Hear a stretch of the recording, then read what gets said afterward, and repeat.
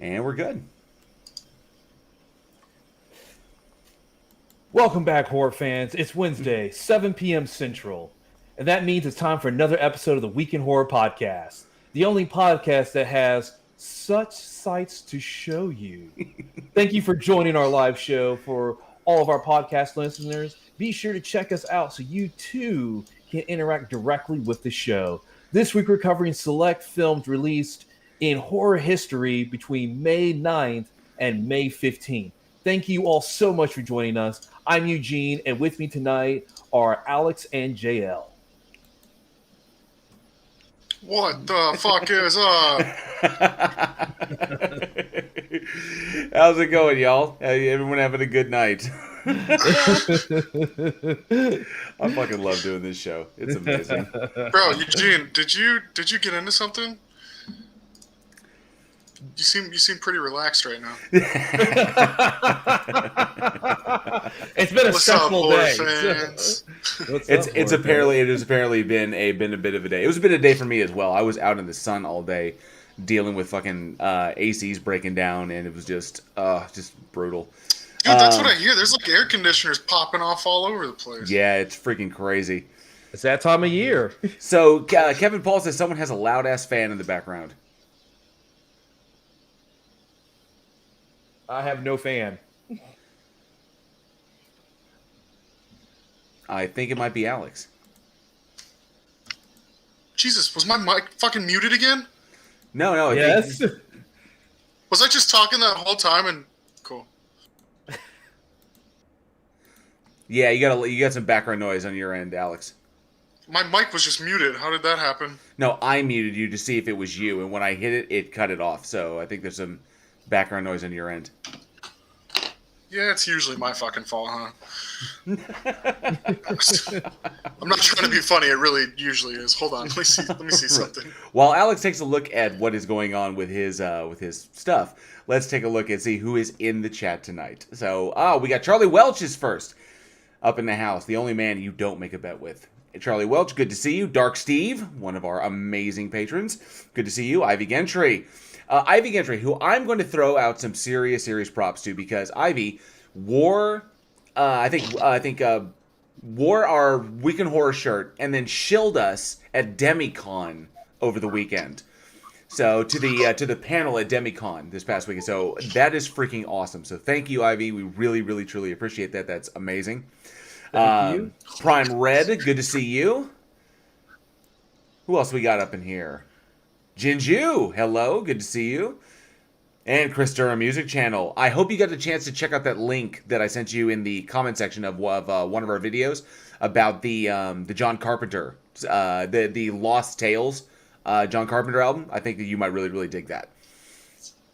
Let's see who Sir Chasm is super excited to be here. Looks like got his second dose yesterday and took off today just in case. Feeling fine and glad to be here at the beginning for a change. Fuck yes. Congratulations. Nice. Yeah, you just signed it onto the zombie team. Got it. Good times. Let's see. Is that mic better?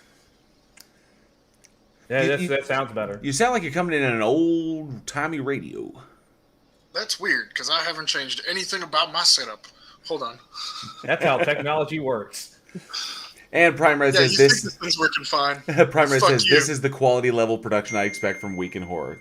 Well, yeah, you expect fucking more? Get out of here. Jessica G, our beautiful stream queen, is in the house. What's up? She calls us Stinkies. We are Stinkies because we are boys. And boys are stinky. So it's a pleasure to see you, hon. Kevin Paul, the man with the plan who helps us on the back end.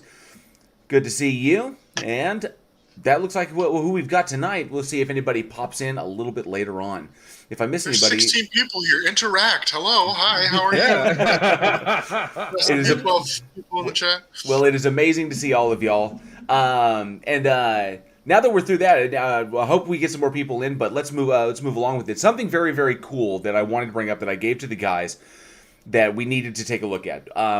When we started doing this, we wanted to bring on industry guests. And the very first industry guest we ever had on the show was director Matthew Mark Hunter. And this was so long ago. He's done, at the time that we brought him on, this guy was churning out like almost like a short film a week, or something to that effect. It's like a short film every like 2 weeks. He's just a madman, just making little short movies, and that's how you do it. That's how you learn your craft. You just plug it every single freaking day. You learn from your mistakes. You make better products. And he's just been nonstop ever since. So I think he's got well over 100 under his belt at this point. I'm not sure the exact number, but he just released a full-length feature directly to you, like straight to YouTube. That I don't know if it's available for everybody, but he sent us a link so that we could watch it. And I'm gonna get the name of that. What was that bad boy? Oh yeah, it is available to everybody. I watched it earlier today. Oh, okay, sweet. Yeah, so it's a Matthew Mark Hunter film. It's called The School of Monsters, Deadly Numbers on YouTube. Nice. And it's about 3 hours, something like that. But basically what it is it's an anthology film, and he had filmmakers all over the world do a short horror film based off of a certain number. So you have number 1, 2, 3, and it goes all the way up to 20. On it, and of course he himself has done a couple inside of that anthology too on it. But it's cool to actually be able to see these other filmmakers all over the world put something together, and he frames it as you have a school of monsters, and he's a monster teacher, and he is teaching them numbers through these short horror films. Nice. On it, so it's cool because you get like a little girl who has like a horn and like wings, and another little kid has just like a giant eye and a hood and stuff like that. So they're just kids, but they happen to be little monsters too. Well, it is a monster of a production, but it's a beast of a production, and for the length of time and how fast he put it together is really, really impressive. From what I've seen so far, I have not been able to make it through the entire thing just yet because I was at work and I had to keep jumping off of that and going back. I tried to watch the whole thing. I will eventually get through the whole deal, but from what I've seen, I am really, really impressed. The kid has come so freaking far, and he's like half our age. It's unbelievable how far Matthew Mark Hunter has come. So if you have not had a chance to check out Matthew's work at MMH MMH Productions, he has a YouTube channel under that name. If you haven't had a chance to check that out, I highly recommend it. As a matter of fact, if we can find a link for that, that'd be great. And we'll put it in the chat. He's somebody who's going to be the next like Sam Raimi. I mean, he definitely has the heart and the work ethic to do it. And like I said, he keeps getting better and better and better. And eventually somebody's going to see one of his films and throw him like $100,000. And that will be his breakout point. And I am pretty confident in that. I am putting a link. I'm putting a link to his channel in the live chat. You can definitely check his stuff out there. Definitely check out his new big feature film that he helped to put together. I can tell you, coordinating directors or coordinating just one crew, like a single film crew, is like herding cats. It's like controlled insanity. Okay, I shit you not. Trying to control directors from around the world, or trying to wrangle directors from around the world, especially in this day and age, I can't even imagine what that, the kind of just brass stones that took. So here is to Matthew Mark Hunter and his special underwear to keep his brass nuts from chafing. Here is the link to to MMH Productions. You can check out his work from the beginning all the way up to today. He's got a ridiculous amount of content on there. You can watch him grow and watch him improve throughout his entire career. And we wish him all the absolute best. So definitely wanted to give him a huge shout out there, because that's a massive, massive achievement to be able to say, yo, boom, look at this almost 3-hour production I got in the can. So super freaking cool. We had some new people joining. So V Rencan is in the house and is listening at work. We appreciate you being here. Thank you so much. Gavlar, the Hand of Zod, one of the coolest fucking names on the internet, is here, and one of our amazing patrons. Thank you so much. Basic Trigonometry is in the house. Says, "What's up, feather pluckers?" Not much, just plucking feathers. I hope you're doing well. Basic Trigonometry, also one of our amazing patrons. And Shane Summer is in the house, and he's only here because Steve said he'd pay me. You know what? Whatever gets people on the fucking show. Whatever gets you in the chat. We're just happy. We're just happy to have you. You think you're gonna find shame here? No. Awesome. Nope. So very, very cool stuff. So before we jump into the movies, Eugene, like Alex said, Eugene seems a little relaxed right now, and I don't think it's from I don't think it's medicinal. So I think he's worn out. I know that there's stuff that you can't give away because I know why you're worn out. It's because of dealing with shit on our big upcoming news, which we will announce soon. We will, I promise. But you're dealing with that firsthand, and I know that it's a bitch. What can you say about it? Basically all I can say is because we are making a film.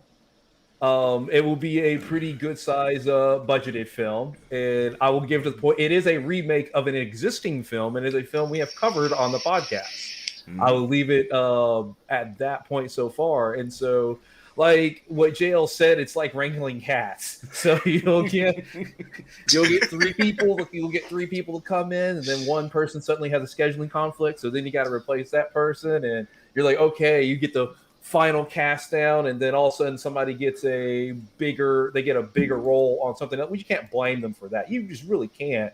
But at the same time, you're like, oh, now I gotta go find that role again. I'm telling you, man, this industry is fucking mercenary sometimes. Oh, pardon me. This industry is mercenary. You'll bring somebody in and be like, oh yeah, I'm super excited to be on this project, boom, boom, and then that big ass paycheck comes along, and they're like gone. They're just like, oh yeah, I'm super excited to be on that other project. And you can't get mad at them for that because it's just like, okay, hey man, thank you so much, man, being in my film and stuff like. And then they're like, yeah, Disney called me. Sorry. Oh. I'd be like, oh, okay, see ya. Yeah, like yeah, I can't argue with that. I'm sorry. I can match a quarter of their pay. No, that's pushing it. Yes. It's like, it'll say IOU up at the top. Yeah. Just don't catch that for 8 to 7 business years. Oh yeah, but it is absolutely crazy. But it's gonna be a lot of fun. I think it's and I cannot wait to show to you guys what we're doing. We may even be able to pull it off or to show you guys in a separate live stream, like separate from the show. We'll actually like jump in here and let everybody come and check out what we're doing, and probably do a big reveal. It'll be freaking awesome, and I hope you guys will love it. I think that would be really cool just to stream it on here. Oh, that'd be sweet. That would be really cool. Let's see. Ivy Gentry says, "Weekend Horror, sweeted or straight?" I'm not sure what that means. How about yeeted? Well, these people, I'm not 100% sure. Maybe Ivy can give us an explanation there. Plottle says, I know what it is. I'll tell anyone who drops a 50 in my PayPal. That's not fair. You can't spoil the news. No. And if anyone's going to be, it's going to be me. You can drop a 50 in my PayPal. Let's see. Prime Red says, I would pick you guys over a generic Disney movie. That's amazing. That makes me feel very warm inside. Thank you, Prime Red. I really appreciate that. That's because ours will have relevant. And Prime Red says, I doubt that they would pay that much unless you were a movie star anyway. This is And Paulo says, of course, I'm kidding. It'll take a Benjamin. Just don't tell Weekend Horror. You failed. We know. Right, we won't tell them. We won't tell them. Don't tell them. And another one of our amazing patrons, PhD Tony, is in the house. Have you considered paying your staff by telling them how to completely avoid your podcast? Why are you so fucking mean? Jessica's in the house. We don't need you being mean. Jessica's quiet right now. That's why. This is true. Jessica is quiet. It's going to be one of those nights. It's going to be one of those. Buddy. So, awesome news coming down the pipe. I cannot wait to show you guys and share the accomplishments because our goal, like our big goal was to be able to make original content. To start this podcast, cultivate an audience, give you guys something that you love, and eventually be able to create our own original content because we're filmmakers. This is what we do. It's what we've been doing for a long time. Eugene and I met working together on a film, which is pretty badass. But the way it works is we wanted to build this, give you guys content that you love, expand out, do gaming content, do like fun nerd content, and then eventually start making original films that we can showcase, for you guys, that we can actually be like, hey, look at this movie we made, and you guys everybody in this chat right now, all of you helped us make this happen. So this upcoming huge project that I cannot wait to reveal wouldn't have happened if it weren't for every single person in this chat right now. Every one of you, the patrons as well, but of course every single person who swung by, hit that like button, checked us out for a little bit, and said, "Hey, these guys look pretty cool. You know, I'm gonna throw them a sub, or I'm just gonna comment on their videos, or whatever." You know, we hope we've brought you a lot of cool entertainment. We look forward to bringing you so much more. It's gonna be an absolute fucking blast. But we are making that next big step, and so now we can make movies, and you guys helped us get there. And so everyone will reap the rewards from this. It's so absolutely fucking cool. We could give away roles in upcoming features. You know, I think that would be fucking neat. Do you think so? I think that would be really cool because unfortunately this upcoming project doesn't really have room for extras or anything like that. But obviously, bigger ones will. You're like, I'm putting that out there now. Don't email me about it. I've already had like 50 people ask me. But for upcoming projects, something like we have a bar scene and we got to fill it with patrons. So it would be awesome to get some of the Weekend Horror like listeners in, and you can actually see like how it's made and how it's put together. These are cool things that we want to be able to bring you, and you guys are helping us make that happen. We are a big ass community, and while the film community is large, it is by comparison very, very small. And so we typically have the groups that we like to work with, the people that we trust, and the people that help us get there. You guys essentially are backing us all the way. So of course we want to bring you along in the ride. So many cool things we want to bring you. But that being said, we have horror movies to talk about. Yes, we do. Yes, we do. I know people are looking at this poster that's up here on the fucking screen going, what the absolute fuck is that movie? That is exactly what I said when I watched this film. But, Alex, what do we have up first? As you said, you know, what the fuck is that movie? This movie is fucking amazing. So it was something. So okay, all right. So let's get the details out of the way real quick. Gingerclown, May 9th, 2013. Was it 2013? Yeah, I got the wrong note pulled up. Yeah, 2013. Fuck me. Directed by Blazes Hatvani. Balls Hatvani.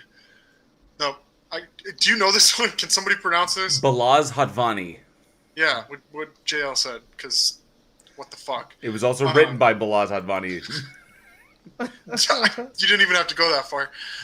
This is starring Ashley Lind, Aaron Haynes, Tim Curry, Lance Henriksen, pardon me, Michael Winslow, Brad Dourif, Sean Young, a huge cast of people that I was like, wow, this has a lot of really good actors in it.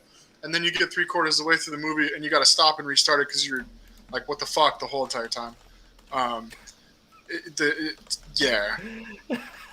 I don't even know what happened. I mean, like, there was teenagers, and then they went into this amusement place, and then these fucking weird JL, what the fuck? Where do you find this shit? Because this thing was amazing. Obviously, the monsters in this movie were the one thing that threw me off. The acting, like the cinematography, the colors, everything was super awesome, and then you see these monsters, and you're like, what? And then, I mean, yeah, I don't know how to feel. Yes, okay. It was a well done movie. It was a well acted movie, and then the effects were like, but why? This is a Hungarian horror film, absolutely. Oh, and hey, yes. NA, one of our awesome patrons has joined the chat. So hey, NA, good to see you. But yes, this is a Hungarian horror film, and the reason this hit my radar is because it has the voice talents of Tim Curry, Lance Henriksen, Michael Winslow, and Brad Dourif and Sean Young in it. And all of those are actors that I absolutely adore. Michael Winslow was top dollar in The Crow. Everybody knows who Tim Curry and Lance Henriksen are. They are like horror legends. And then, of course, Brad Dourif, also a horror legend, and Sean Young has been around forever. I remember her from Blade Runner. So I had to see this just for their voice talents, because all of these are such uniquely qualified individuals in their. Okay, hell, Brad Dourif has been Chucky for ages. So I had to check this movie out. And given the talents of these individuals and the fact that what they were able to do with the money that they had, in essence, I think, what was it looking at? I couldn't even find the numbers on this thing, but definitely you can tell it's shot a bit on the cheap. But it's okay to shoot in the cheap when you have an entire abandoned amusement park at your disposal, because this entire film was shot at night in an abandoned amusement park, except for the last day, which was shot during the day, which is the end of the film.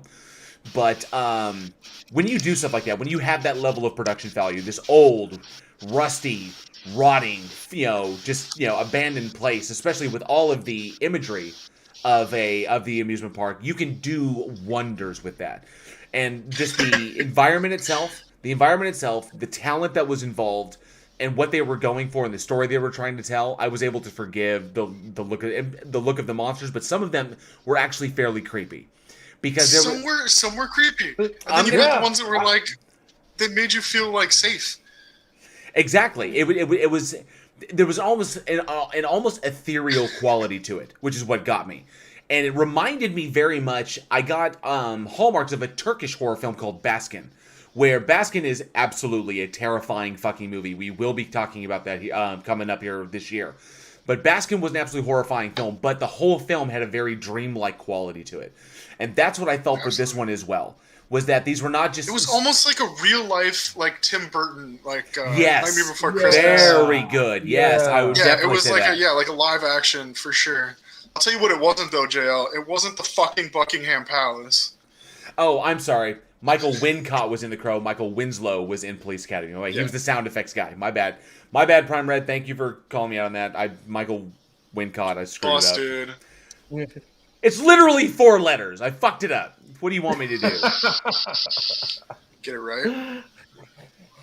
But no, it's this film... fucking... This film, it felt like an acid trip. Yeah. It did, and I know.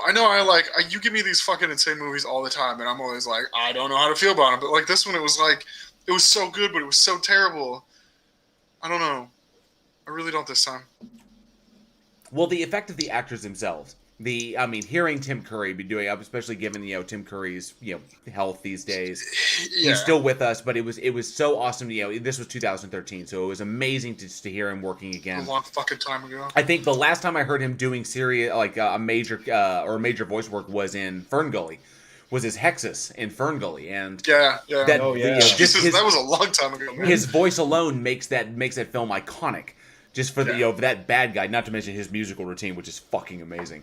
But I just wanted to hear him do that stuff, because what he does with his voice, he can bring any character to life, no matter how bad it may look or how goofy it may look. He can add that level of just creep factor. Same with Brad Dourif.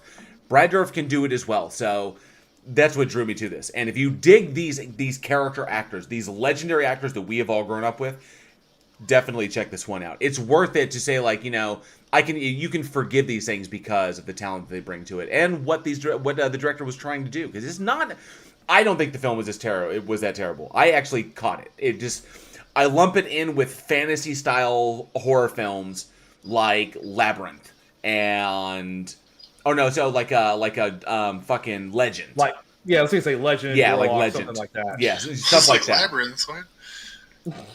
Furniture Gully. I love Furniture Gully. Furniture Gully.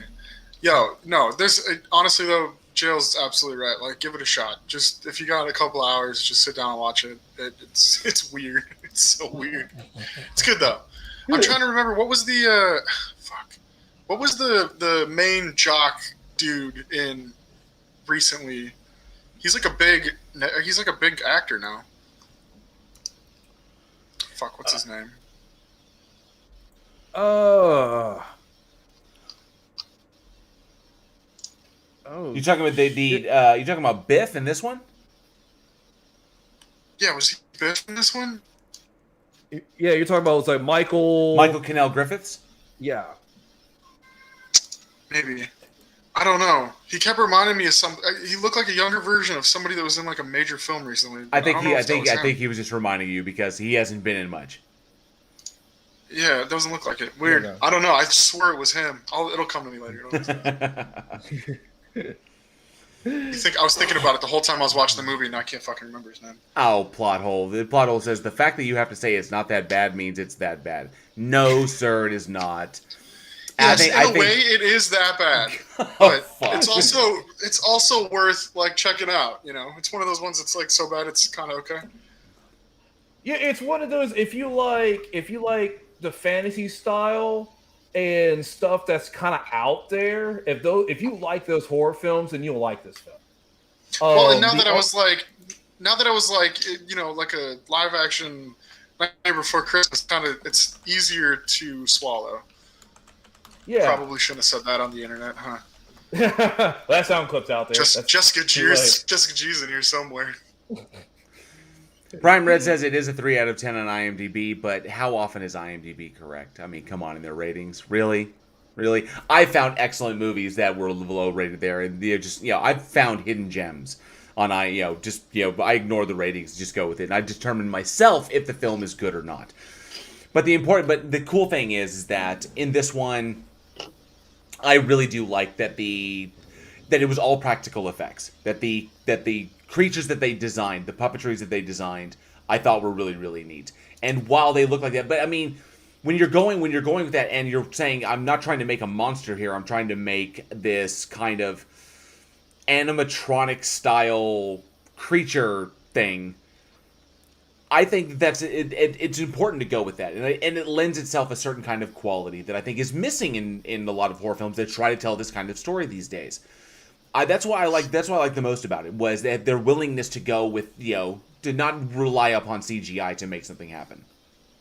I will give it props. The art direction's on point. Like I said, when you get a whole abandoned amusement park, the puppets were well done, and keeping in mind that it is a Hungarian film. So they're going to design puppets different than, say, American films are going to do it. So it's going to look different than, say, like Willy's Wonderland kind of thing, because it's what works for Hungary. Yeah, over there.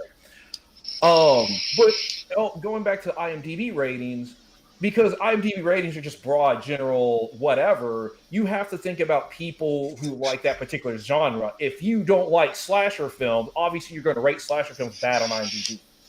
So you always have to take it with a grain of salt. This is true. Yes. Does my microphone sound any better? You sound like you're on an old-timey radio. Or talking in a tin can. Is that better at all? It's still the same. Still the same.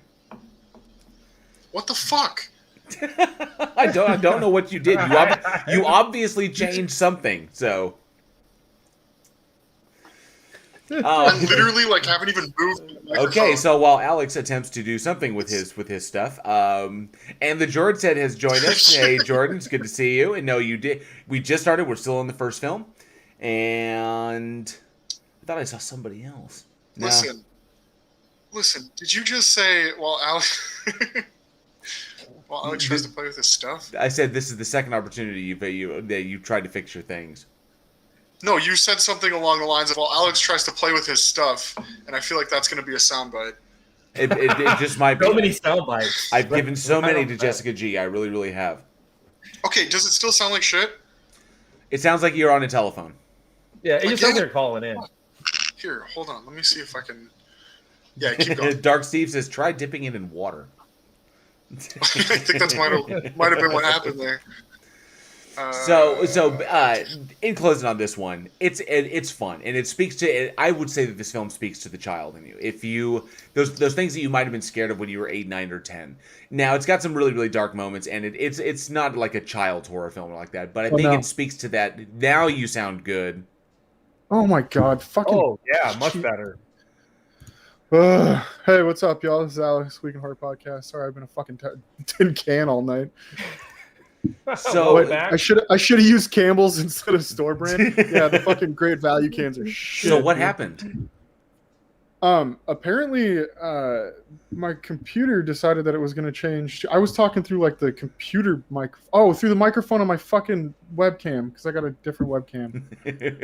So it ran the driver and automatically set it to that fucking little tiny hole in the Well, that's okay. Just now your camera's gone potato. Yeah, I according to see that now. sarcasm. What the fuck, dude? Why do I even spend money on this shit? PSG Tony says, have you tried setting your microphone to the setting? No, I am not just a useless extra to show how the monster works. Wow. PSG Tony says, he also says it's an inanimate object. It won't know you're lying. Yeah, he came out swinging. He's going for your Oh, that's knees, okay. Kerrigan style. It's all right, man. We know each other a little bit better now, and so I feel like it's just going to get worse. But I thought it was absolutely cool, and I think a lot of people really dig it, especially because I think everybody here is a fan of Tim Curry, and we all love him to death. So hearing his voice come through and bring his character to life, I don't want to spoil too much about what he portrays, but I think people would dig that. It was a lot of fun hearing him back on the screen, just kind of hearing him on the screen, bring that forward. I thought it just that good creepiness, and it didn't sound like a Pennywise rip. He brought his own style to it, which I thought was really, really neat. But nonetheless, I have to admit, I would like to know more about the situation. I'd like to know more about these monsters. I would like to know. How do you want to know it? I want to know more about I want to know more about the amusement park. I want to know a backstory on the amusement park. You want to find out what happens later. I would like to eat both. Would be cool. I'd like to know Both? more information. Would you like to know more? How much more do you want to know? I mean, like, that's the thing, though. It would have to be like 2 prequel movies. It would have to be the amusement park, and then it would have to be like right before this movie. I think you can get that done in like one film. You think so? Yeah, absolutely. Yeah, I think you could. Get it. I think this could deserve a sequel and a prequel. I think it already got a sequel. I think it was Nightmare Before Christmas.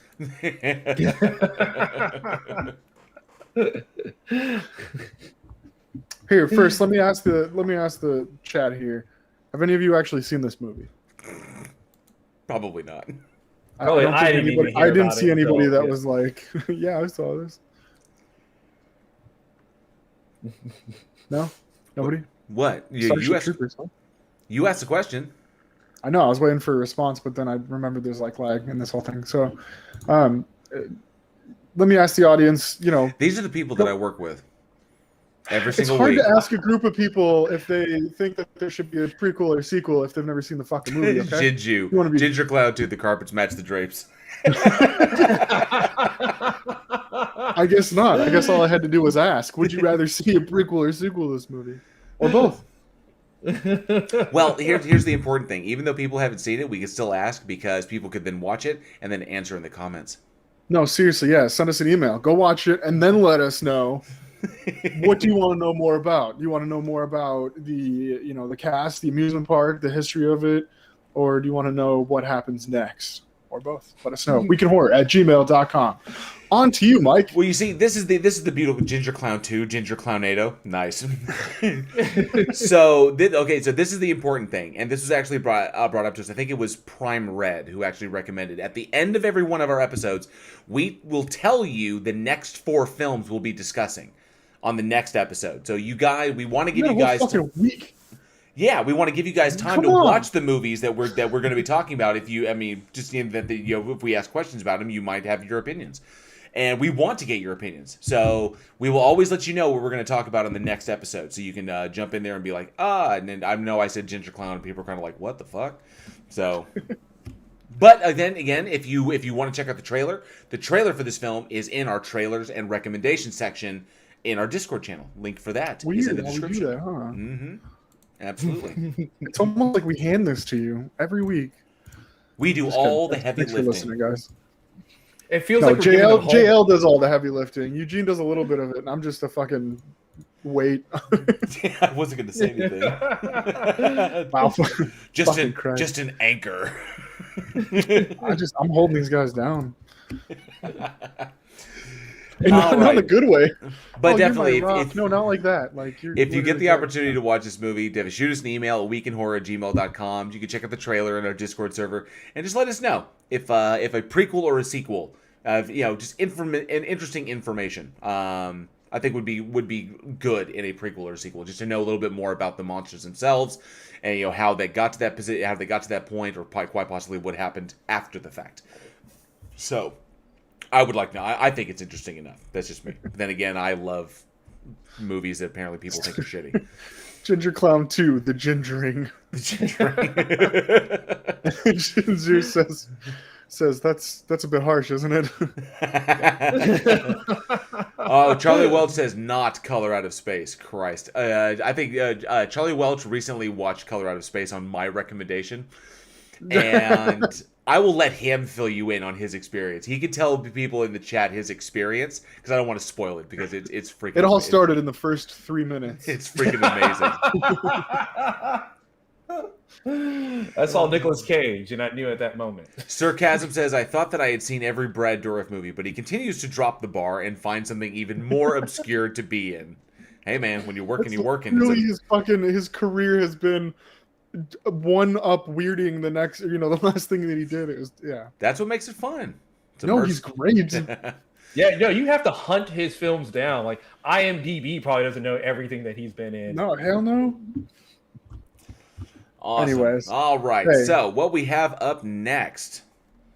What do we have up next? That's a damn good It's fucking you. question. Yeah, You're that's up next. you. Yeah, I know I'm up supposed to next. deliver that line. Do you see that I'm trying to fix the So, poster? JL, what do we got up next? Thank you, sir. I'm trying to fix the fucking poster so I can time it correctly. I'm still trying to get this down, motherfucker. Okay, I totally forgot about the 2002. poster. Yes, so. I'm still bound. I've almost got it all figured out where I can just hit it smoothly. I thought my intro was actually pretty good this time.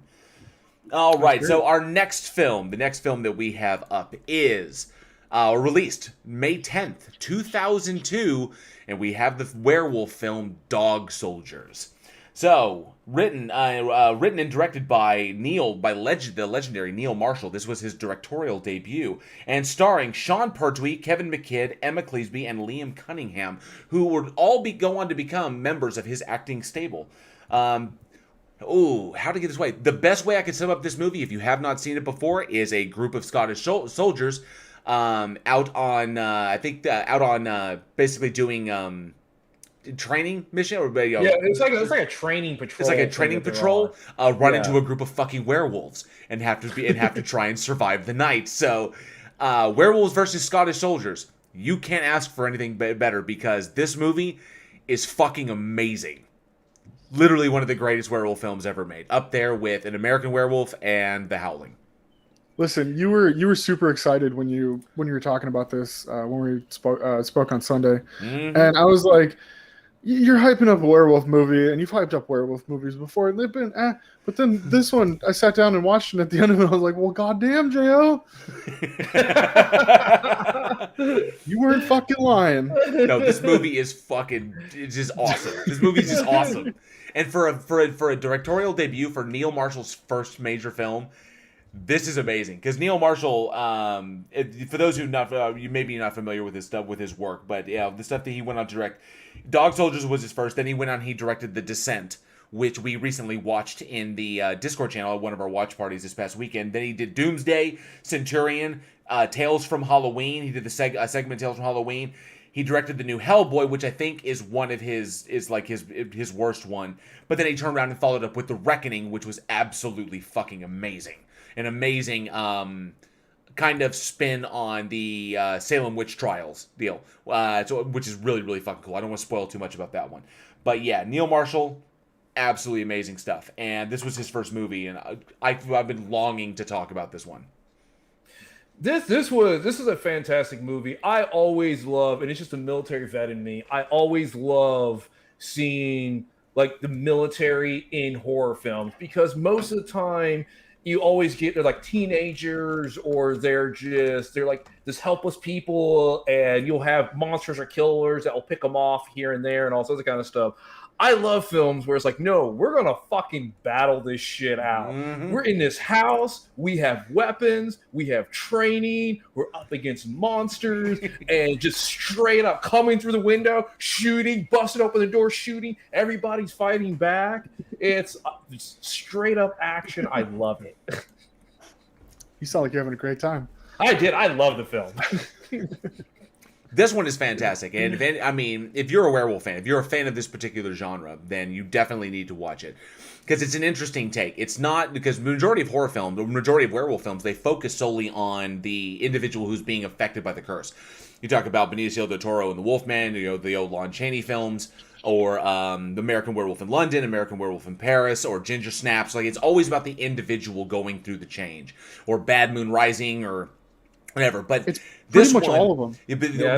because I can only think of two where the objective, where it was not about the individual going through the change, but individuals encountering them.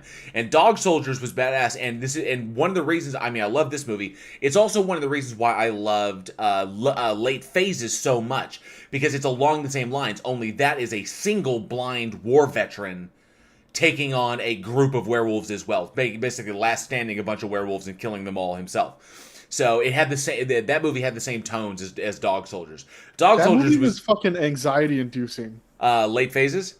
Yeah. Well, yeah. Your main character is blind, and it's I kind know. of like The whole time you're like, ah! Why can't you see him? Ah! just He's on your when right, he he's on your cranking right. up his hearing aid so he can hear, and then just blind firing is like, that's fucking amazing. But in this one, because he was the cantankerous Vietnam veteran. In this one, you just have a bunch of badass fucking just hilarious, as badass as they are hilarious. Scottish soldiers. So Kevin They're like McKidd and they're a Sean true group of military. Yes. Men. Well, that was something cool. Is that as part of the production, they did something very. What they did in Doom, what the guys did in Doom, is that they spent, or in Aliens, the group spent time together, training together, so that they could learn to operate like a cohesive unit, which is very, very important to when you're trying to portray that kind of camaraderie between guys who, for lack of a better term, who have been in the shit together. And that was one thing that was done extremely well, is because the camaraderie between especially Sean Pertwee, Kevin McKidd, Liam Cunningham was fucking amazing in this, and I think it was Chris Robson. All of them were just fantastic. They played off each other. They had their own interpersonal relationships. You could tell these guys, they knew each other. They trusted one another. When people freaked out or did their things, we know how to handle the shit because we've dealt with it before. And I thought Sean Pertwee was just absolutely fucking great in the whole thing. I mean, I've loved him in almost everything I've watched him in. Especially loved him in Event Horizon. But this one is really, really cool because it's man versus this. It's these trained individuals against monsters, and how they lay down their tactics, how they cover themselves, how they try to defend this little lone cabin that they're in, which turns out to be a trap. I do have to say this for PhD Tony. Shit got real. Yes. It really did. And shit gets fucking real. And not to mention, okay, so let's talk about, because I want to talk about this one. Okay, so let me ask you guys real quick, and I know I'm going to go a little bit off script. Okay, favorite werewolf design. What's the best looking fucking werewolf you've seen in movies? See, I know exactly what you're going to say. Go ahead. See, I mean, my favorite transformation has always been the American Werewolf in London. Okay. Yeah. But I've never thought of what my favorite actual end design would be. I honestly don't know. I would say, the ones that, you can go by like what looks like the classic werewolf, like the Wolfman, or what looks like, the man wolf, where he's more wolf than it is man. It stands up on two legs. My favorite all the time has been the Howling. I loved the Howling werewolves. I thought that they looked fucking scary. See, they were badass. Yeah, tall, long limbs, huge claws, giant, just like mouth, just fucking ripping your shit apart. Not to mention, just the way they were gross. They were just disgusting when they, the change was fucking just gross. That whole thing with Robert Picardo was like, bleh, his face is going all over the place. But those werewolves were amazing. I thought those werewolves were great. They were not clean. They weren't clean. They were just grisly, like wolves living in the wild. And then next up was the work that Stan Winston did in The Wolfman. Was like the classic Wolfman, but the one with Benicio del Toro. When they have you're talking about the 2010 one? The 2010 one, yes. Okay, the Benicio del Toro one, I thought he looked fucking amazing. It's like, this is what they were going for with the Lon Chaney version. Just, we have better materials these days. We have stuff that works better, that looks better on camera. They did an excellent job with the Lon Chaney films, with the Wolfman and all the, making that dude, and of course how they did the transformation was all fantastic. I liked seeing it updated because the end result of Benicio del Toro's transformation was amazing. I thought that is the straight up fucking Wolfman right there. I could see an expanded universe with that thing in it. with like the new Dracula. Could you imagine Dracula Untold, like the new Dracula with Luke Evans and then Benicio del Toro's Wolfman? If they were to bring these two together, I could see that. So the reason the reason that JL asked what our favorite werewolf was because he was too afraid to let everybody know that he was Team Jacob from Twilight. I am not a fan of those CGI puppy dogs. Those weren't. He just wanted to see what we were gonna say. Those weren't fucking werewolves. But I would say this is up there. My number one favorite is always going to be the Howling, but these ones were close. I dug these ones.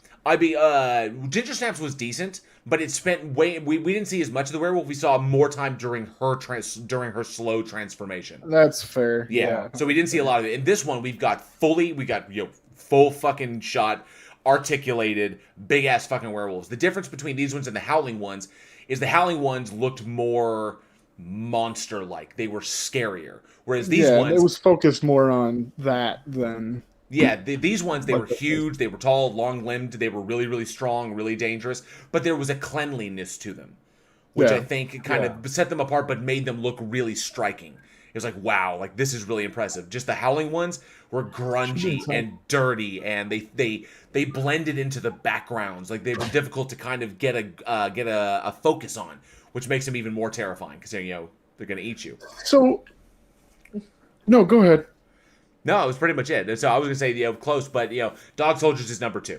And then, of course, number 1 is The Howling. I just want to know what your guys' were if Dog Soldiers was up there. I mean, after seeing it, yeah. I definitely like Dog Shoulders. I like Jinju. I like Dog Shoulders, too. They're nice and strong. Yeah, they're nice. Alex, that's mean. He mentions that the transitions in the Underworld series are too fast, and I absolutely agree on it. I think the transformation is one of the best parts of werewolf movies, and Underworld kind of really skips over. It has some great werewolf scenes in the Underworld franchise, but to me, like, they don't stand out as much. The werewolves themselves don't stand out. Yeah. Oh, let's see. Oh, look at that. Dr. Stinky Butt the Butler has joined the live chat. He waves there. Dr. Stinky Butt the Butler. What's happening? Amazing fucking name. And I think it's the only reason that I get to sit here and say shit like this is because of you guys. So thank you. And I gotta give a shout out. His avatar, his little icon there, is the troll from the original Troll, and that's badass. That's fucking cool because that movie doesn't get enough love. J.K. Rowling stole from that movie, so that movie should be getting way more love than it does. Yeah, I'm going to call her out for that. I'm going to call her out for stealing from Troll. Because Troll came out before Harry Potter, and the name of those characters, like the dad and the son in that, were Harry Potter and Harry Potter Jr. Oh, you can totally call her out, and she's like, "I'm so sorry," as she's wiping her face with with thousands of dollars. Her $1 billion in the next room. Yeah. Kevlar the head is on. I hope I give you the shits, you fucking wimp. Fucking amazing. Yo, can I want to touch on this movie because you said something at the beginning of this whole thing and you're like, it's different than normal werewolf movies. And like, I remember one of the taglines when I was doing research was Jaws, Alien, and Predator with a werewolf twist. And that puts like a really good spin on the way that this movie is actually like shot because it's like a Predator movie. That's what it is. They're focused on like the humans surviving and not, like you said, the werewolf transitions. And so watching this, it was like, that's what kept me going at first was like, okay, this is like we're not focusing on the same thing we normally focus on in werewolf movies. But then it got just fucking hilarious. The banter. And then, like, it got intense. Like Eugene said, shit got real for real. And then, you get through it. And then it's like, you've built a connection with the soldiers and, you know more about the werewolves, but, not so much that it was just focused on that. Like, they were the monster instead of, like, having to try to, connect with them in some way. So, yeah, no, it was a really cool twist on what we've seen over and over and over again. Not that it's been done terribly. This was just done very, very well. Well, that's what we've mentioned a lot, is that one of the things that separates great horror from, mediocre or sometimes even good horror is the focus done on characters themselves, is character development. When you don't care about the people that, the heroes or whatever, when you can't invest yourself in them, then why root for them? Why are we rooting for these people? Even a movie like Friday the 13th or Nightmare on Elm Street, it's not so much that we really root for the protagonist, but we hate everybody around them so much, or we dislike them because they're going to be cannon fodder for the film. We dislike them so much that we kind of, are forced to root for the hero. In that, but in this one, this is what makes great stuff, is that you can identify with him. That's why I think this movie appeals to so many people, is because there's an individual in that group of soldiers. There are character archetypes that every individual can identify with. I identified with Liam Cunningham's character very much. I was like, yeah, I can see myself in those shoes. Everybody's got someone that they can touch base on, or they know somebody, like, oh my god, my friend is just like that. And that is what makes great horror great, is when you really do identify with the characters. It's also what makes it fucking scary, is because you can see yourself in those shoes in this particularly extreme situation, and it just engrosses you in the movie. And that is what is important, to be like, boom, yeah, I can be there. And that, Neil Marshall was able to capture that in his very first film. So I thought it was absolutely amazing. He writes groups of characters extremely well, because I got hallmarks in The Descent from Dog Soldiers. It's like, that was a group of guys, a group of soldiers doing their thing. In The Descent, it was a group of girls. They're all high adventurers. They're all spelunkers and cave divers, and they all have their kind of their shorthand, that they the way they communicate, what they do, how they work, and they're a team. So he writes teams extremely well. That ensemble cast. Yeah. There's a whole art to getting the ensemble cast dynamic down on it, where every character stands out in their own way. Yep, that's what's important.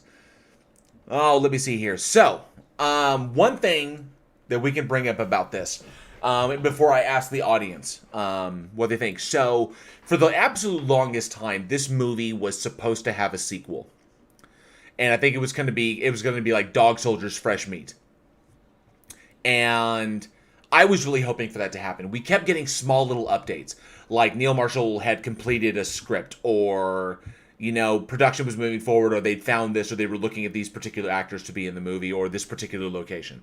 And then all of a sudden in 2014, it just fell off the map. They were saying that it was going to come out. There was actually a poster release. You can find it online.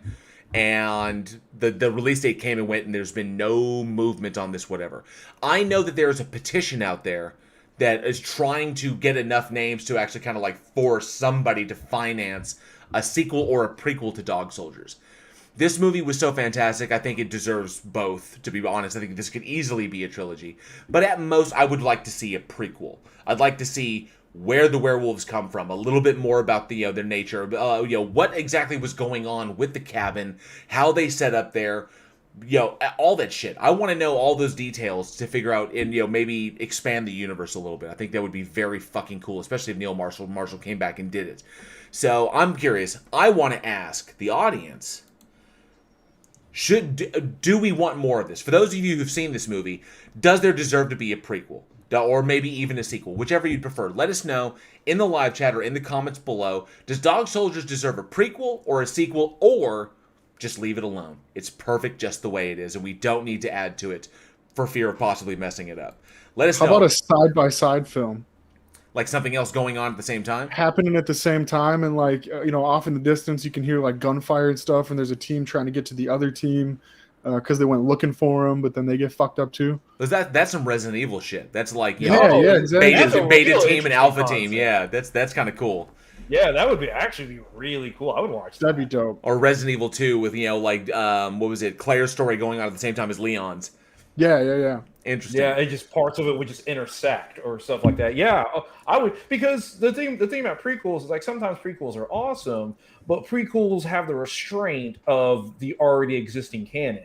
So you can only do so much. You only have so much wiggle room, and sometimes with sequels, wiggle room. I'm sorry.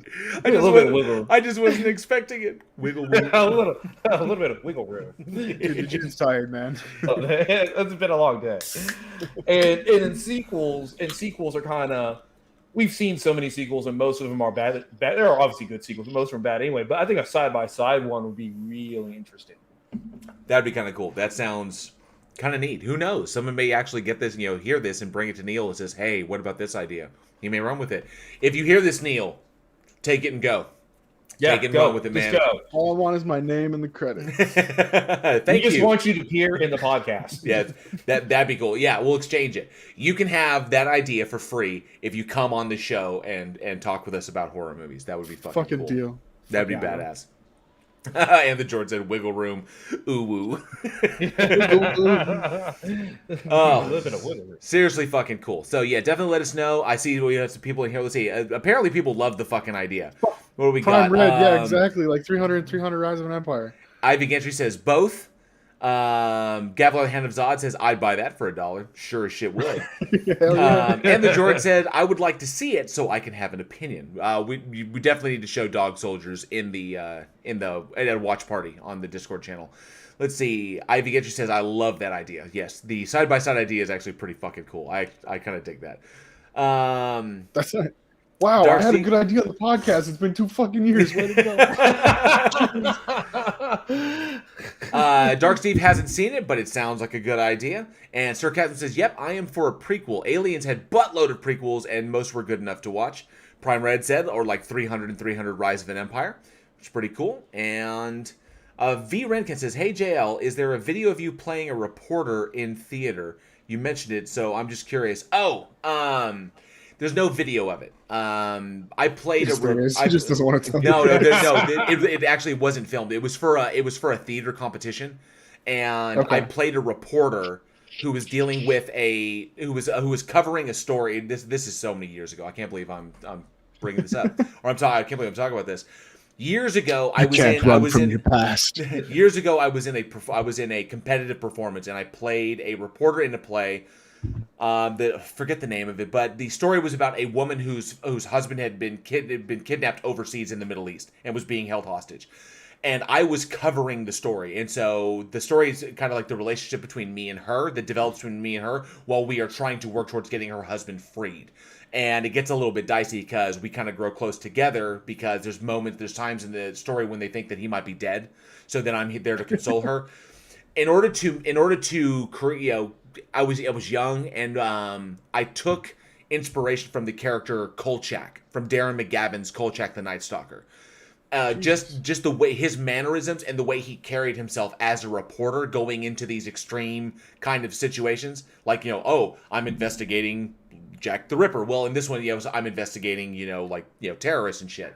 And I wanted to give it that kind of energy. I wanted that kind of Darren McGavin, Kolchak, the Night Stalker energy. And people seem to really, really dig that. Unfortunately, there is no video of that. So, sadly. I feel like there is. Find it. Who knows? Somewhere. Maybe there is out there. I have no idea. There's also no video of me playing Van Helsing in a stage production of Bram Stoker's Dracula. So, what the fuck? Really? Yeah, when I was 23, it was my first professional acting gig. I was right out of school, and I had an agent, and the first professional acting gig I got. Professional if there's no fucking proof of it. Because it was really messed up. Because it wasn't filmed. Because typically when you're doing theater like that, you don't film the whole thing because it looks weird. But there were pictures taken of the entire cast. Unfortunately, when they were taking the pictures, the only ones that they kept were the ones at the main stage, and the picture that they took, I was actually out of frame. So I'm there on stage. And the whole place burned down. I'm there on stage, but I'm out of frame, unfortunately. So there are no pictures of me when I was 23 years old, dressed to the nines like a 19th century, 63-year-old German man, and like 3 layers of tweed with my big ass fucking pipe and all kinds of cool shit. And it was a shame. It was I was bummed out, but. You should do an encore because you look like a 6-year-old German man. Oh, I look like it now. I can definitely play him now. PhD Tony says, "I have a story from my past. 20 minutes I was in a stream that wasn't boring." Wow. What? Where? It wasn't here. Just mean as fuck. Oh, and the George says, "Okay, lamest sport is officially moved from curling to competitive plays." Hey, I don't know if you've ever watched curling. What? Curling's Go- actually pretty interesting to watch. I get into watching some curling. I'll tell you that right now. I'm not even Canadian, and I'll get into it. As Sarcasm says, JL is an amazing actor. He's actually a 25-year-old blonde woman with one eye. The makeup is spot on as well. Actually, I'm a 37-year-old black woman. Yeah, Bless You got your me. heart. That's how good I am. you got me. And then you hear cut, and you realize you've been Gary Oldman the entire time. Oh, That's how good Gary Oldman is.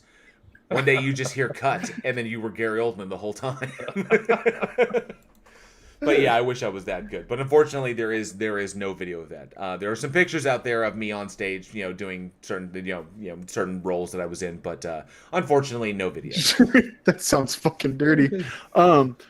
Is there any video of you anywhere, JL? Of me acting? Uh-huh. Yes, there are some short films that I was in that I think are somewhere out there on the internet. I'm not 100% sure. They might be. And unfortunately, the scene that I was in, the biggest movie that I've ever been in was a movie that shot here in Texas. It was Serving Sarah with Elizabeth Hurley and Matthew Perry, Bruce Campbell. And the scene that had me in it, where I wasn't the focus of the scene, but I was like I was playing a security guard, and there's a big evacuation scene, and I was trying to help people out, but you could see me clearly, like the camera was there, I could see the camera, and I'm sitting here directing people, the whole deal. So I was like, boom, that's me. Unfortunately, that scene got cut. Of course. Yeah, just Wah, wah. cutting room floor, which would happen. I'm just a fucking extra, and I just kind of got bumped up to be in the middle of the thing. So it happens sometimes, but yeah. Unfortunately, who knows? You may see me act sometime. I have no fucking clue. I'm doing this. I'm writing these days. Fuck, that's enough about me. That's enough about me and my past. Eugene, you went potato. No, he's fine now. Oh, okay. Oh, okay. I'm good. Apparently, V. Renkin says we need someone to CSI JL's past. Please don't. No, fuck it. Go ahead. Find clips of him acting and post them. Do it. That's Fuck y'all's. it. Go That's ahead. y'all's fucking. Do it. Go Find ahead. it, find Go ahead. Knock yourself out. Go ahead. find Go the ahead. links. Post them in the fucking chat. PhD Tony, actually, this is an interesting question. I don't think, I've never heard that Gary Oldman is a method actor. That he uses Stanislavski or any of the other method techniques. Uta Hagen or anything like that. I think, legitimately, he is just that fucking good. He's not a method actor, but acting like him would be method. Yes. Yes. Would be, I mean, he doesn't do like the Pacino thing or the De Niro thing or the Daniel Day-Lewis technique. I think, he legitimately is just that fucking good of an actor. And he's just able to embody a role without it weighing on him like a ton of bricks, like it does Daniel Day-Lewis, and you can only do one movie every 4 years. So yeah, I think Gary Oldman is just that fucking talented. He's just a natural chameleon. Yeah. Hey, everybody in the chat, first one to post a link with JL acting in it gets a Week in Horror coffee mug. There you go. If you could find me acting. All right, so let's move on to the next one. Eugene, you've got our next movie, because I saw Ann the Jord is chomping at the bit, about to punch the screen to try and hit us about this next movie, because I can feel it. Yeah, he's like, oh, geez, I talk about this fucking movie. We can't wait to talk about it. So the next movie we have up is Happy Birthday to Me. No, I'm just kidding. You actually got me on that one. Wait a second. What's going? Oh, what the fuck did Chris Durham Music Channel just link? Uh-oh. What the fuck did he link? No. It couldn't have been that fast. The internet's fast. I think he just linked our fucking our live stream. That's awesome. Okay, cool. So go ahead. Eugene. But take it away. actually, it is Friday the 13th, Part 7, The New Blood, released May 13th, 1988, directed by John Carl Buechler, something like that, starring Laura Park Lincoln, Kevin Blair, Susan Blue, Terry Kaiser, and the infamous, the man, the myth, the legend himself, his first appearance as Jason, the Kane Hodder. The Kane Hodder. We didn't get that from the live chat there. The Kane Hodder. And basically, in a nutshell, it's Friday the 13th, part 7. So Jason fucking goes and kills people in a cabin. And shit gets real. Well, It's I been think 2 years, and it's like it surprises me every time. Basically, in a nutshell, like, oh, I didn't see that coming. I think the big one of this one is that Jason takes on a fucking psychic. So Jason versus Carrie. Yes. Yeah. He goes toe-to-toe with Carrie. Well, the fucked up thing about the whole thing is, like, it's the psychic's fucking fault that he's back in the first place. Also So true. This is everybody very that true. fucking dies is on her, and it was all because she killed somebody in the first place. So if she could just sit down and chill the fuck out, that'd be super cool.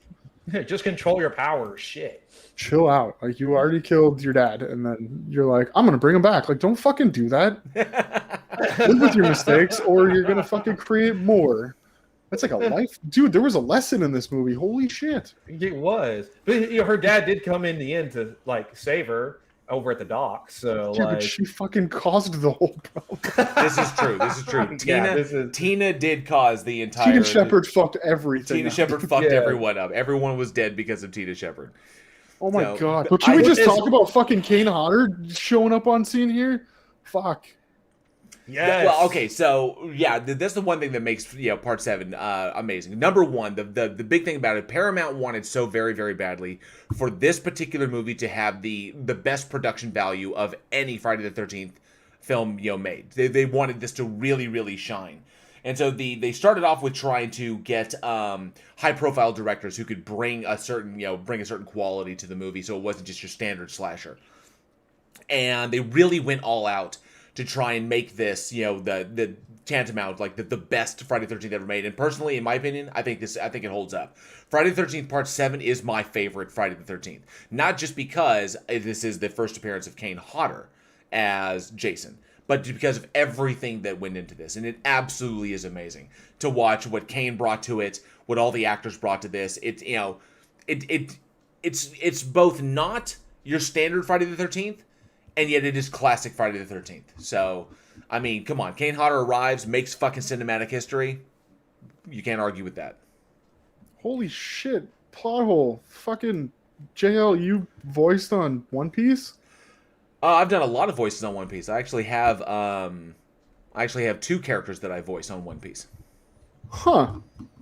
It's Captain Blondie and Heat of Kids Pirates. Those are, and I think there was an anime called Joker Game, Joker Game, where it's a World War II spy drama. Episode 4, that's me. I was Fukumoto in that. Some of my highest profile voice work, and shit tons of fucking like Walla and additional voices, like when you see in the credits additional voices, you'll see my name in those credits a lot. Like so Random many voices in my head. Yeah, me too. pretty much so many fight noises or random guys yelling shit in fights that people have no names and then they quickly Oh, die. fuck my dick! Like shit it's shit like the fight goes on, you have the big speech, and then the one guy there was like, let's get him, and then that's pretty much it. And then and then I die, and so or and then I get croaked. So That's amazing. but really, I mean, just but Captain Blondie was cool because I could just speak like I'm a big guy. Captain Blondie here, and Heat was really cool because his dragon fruit power is fire, he can breathe fire, so he speaks very raspily because that's what it sounds like when you breathe fire all the time. So. I really hope Jessica G's in here fucking cutting shit, because we need some shit for our trailer. This is great. This is great trailer content right here. But anyway, that was that's some of the voice work I've done for Funimation. That's so crazy. Yeah, all right. That's cool. There you go. That is. That's Yeah, I really asked cool. for it. It came through. I mean, I was kind of hoping for a fucking video clip, because that'd be cool. But Well, I'm sure they're out there. Yeah, Maybe they have to be out there they somewhere. are. Yeah. But as we were saying, anyways, Kane Hodder. But Kane Hodder, I want to talk about how Kane Hodder fucking takes an ass whooping. And like he gets Physically, fucking mentally, and upstairs. emotionally. He is hung, he falls through the floor, and then he is lit on fire for 40 seconds. God damn. The longest controlled burn. And there was even an accident, and it singed the back of his neck permanently scarring him, and he still went on with the fire stunt. Fuck yes. Yeah, well, Because he's a fucking beast.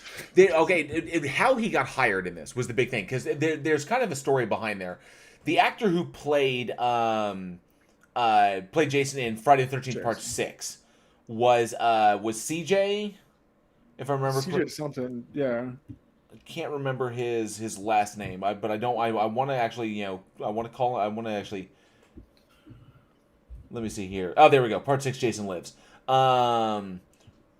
Make sure I get his name right, because for some people I haven't memorized. Because we talked to Kane Hodder's agent one time. CJ Graham. Yeah. CJ Graham. Okay, so CJ Graham wanted to become synonymous with Jason. And he was really good in Friday the 13th Part 6. Number one, it's the Friday the 13th with the most on-screen kills. So he murders the most people because he's murdering his way from the graveyard all the way back to Crystal Lake. And he just looked fantastic. Strong, sturdy, fucking people up left and right. You got the fucking RV kill with the face in the side of it, and then just all kinds of neat shit. Now the triple decapitation in the woods, and then CJ brought that great moment where he rips the dude's arm off, and it's like, because at this point Jason's undead. He's technically a revenant. So he comes back and he rips his dude's arm off, and he's like, holy shit, I'm like really fucking strong right now. This is awesome. He's just like staring, like, I was not expecting that. And CJ did a really, really good job. I really enjoyed it. And plus he just got kind of a stature, which was cool. When he's standing on top of the burning RV, he's like, I'm fucking Jason. And he wanted to become synonymous with it. But Kane Hodder got hired for this movie because of a stunt he pulled in a previous film. And this is actually pretty fucking gross. Oh god, that movie. Oh, probably not that one. That one's not really very well known. Well, there was a shot that so he got hired because the director loved his dedication, and there was a stunt that he pulled where he had to have his mouth filled with live maggots. Yeah. And so he's like, just like fucking live maggots and shit. And then so Kane Hodder was like, fuck it, yeah, put live maggots in my mouth. Fuck it, I don't give a shit. And so he did that. It was that level of dedication that this director loved. And he was like, I want this cat, because he's gonna go above and beyond to be Jason. And we've always said in the past that Kane Hodder gave Jason his voice. Because all the other Jasons were just kind of like hulking monstrosities, boom, boom, boom, Frankensteining their way through a whole bunch of fucking stupid teenagers. In this one, I actually got a sense of who Jason was as a person. Just the idea of what he is. Just the way, his frustration, him thinking, him just going through this shit. It wasn't just like a robot on a track, running, just mowing through teenagers. No, there was anticipation there. There was sadism there. There was anger there and rage. And sometimes even confusion. Like, what the fuck is going on? Shit, like, the thing is flying. I don't know what to do. When she grabs him with the cable and hangs his ass. He's like, what the fuck? What? Exactly. So it's kind of like, it's really, really neat shit like that. And I fucking love what Kane Hodder brought to this. And even CJ Graham was like, yeah, tip of the hat. Kane Hodder was fucking amazing. And yes, and then went on to do this film, get his ass monkey whopped all up and down all over the place, because Tina is just like psychic attacks. I'm fucking your shit up all day. And then go on to set cinematic history with the longest controlled burn on screen, like on fucking fire. Suffering, whatever. Just, hey, okay, because he's Kane Hodder and he's the fucking man. Yeah, because controlled burns like that are extremely difficult, extremely risky. You can't breathe. You actually have to hold your breath, or the fire will actually go into your mouth and down your esophagus. So it's like whenever they do a controlled burn on set, you go like, okay, this will last 20 seconds. Regardless of what happens, we're going to put you out in 20 seconds. And you're like, go, and you have somebody counting with the watch. 1, 2, 3, and as soon as it hits 20, people come with fire extinguishers and put it out, because that's how dangerous it is. Yeah. You have to fully prep, and stunt coordinator train, and they just do this stuff professionally. So you're thinking about a 40-second burn. God, you have to hold your breath for 40 seconds. It's still hot. Even without the accident and the burns and stuff, it's still super hot. So it's super hot, you're sweaty, and your heart's already racing, and then hold your breath for 40 seconds. And he's still moving. It's And not you're like still moving. yeah, it's not like he laid there and was on fire. He's still like, oh, I'm on fire and shit. You know, I mean, it was fucking brilliant. And they shot the whole. And when we see it happen in the movie, it all happens in slow motion. So, right, so it drags it out. Yeah. So, but I mean, imagine Kane doing that, and like Anne the George said, did receive third-degree burns because of this little stunt. But that happens. But man, that's how far Kane Hodder's willing to go. That's fucking Kane Hodder. Yo, okay, so get this story. This is a fucking crazy story because this happened on set.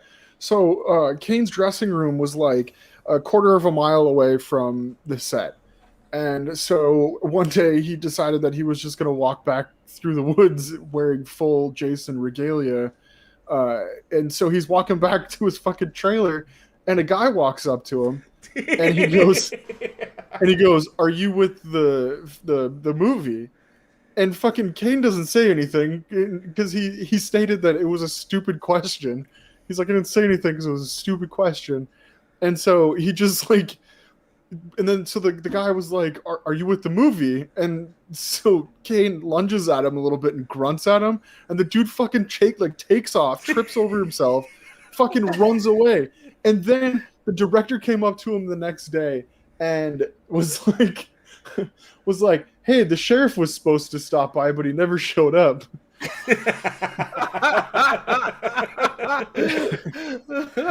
That's fucking amazing. Given how he looked.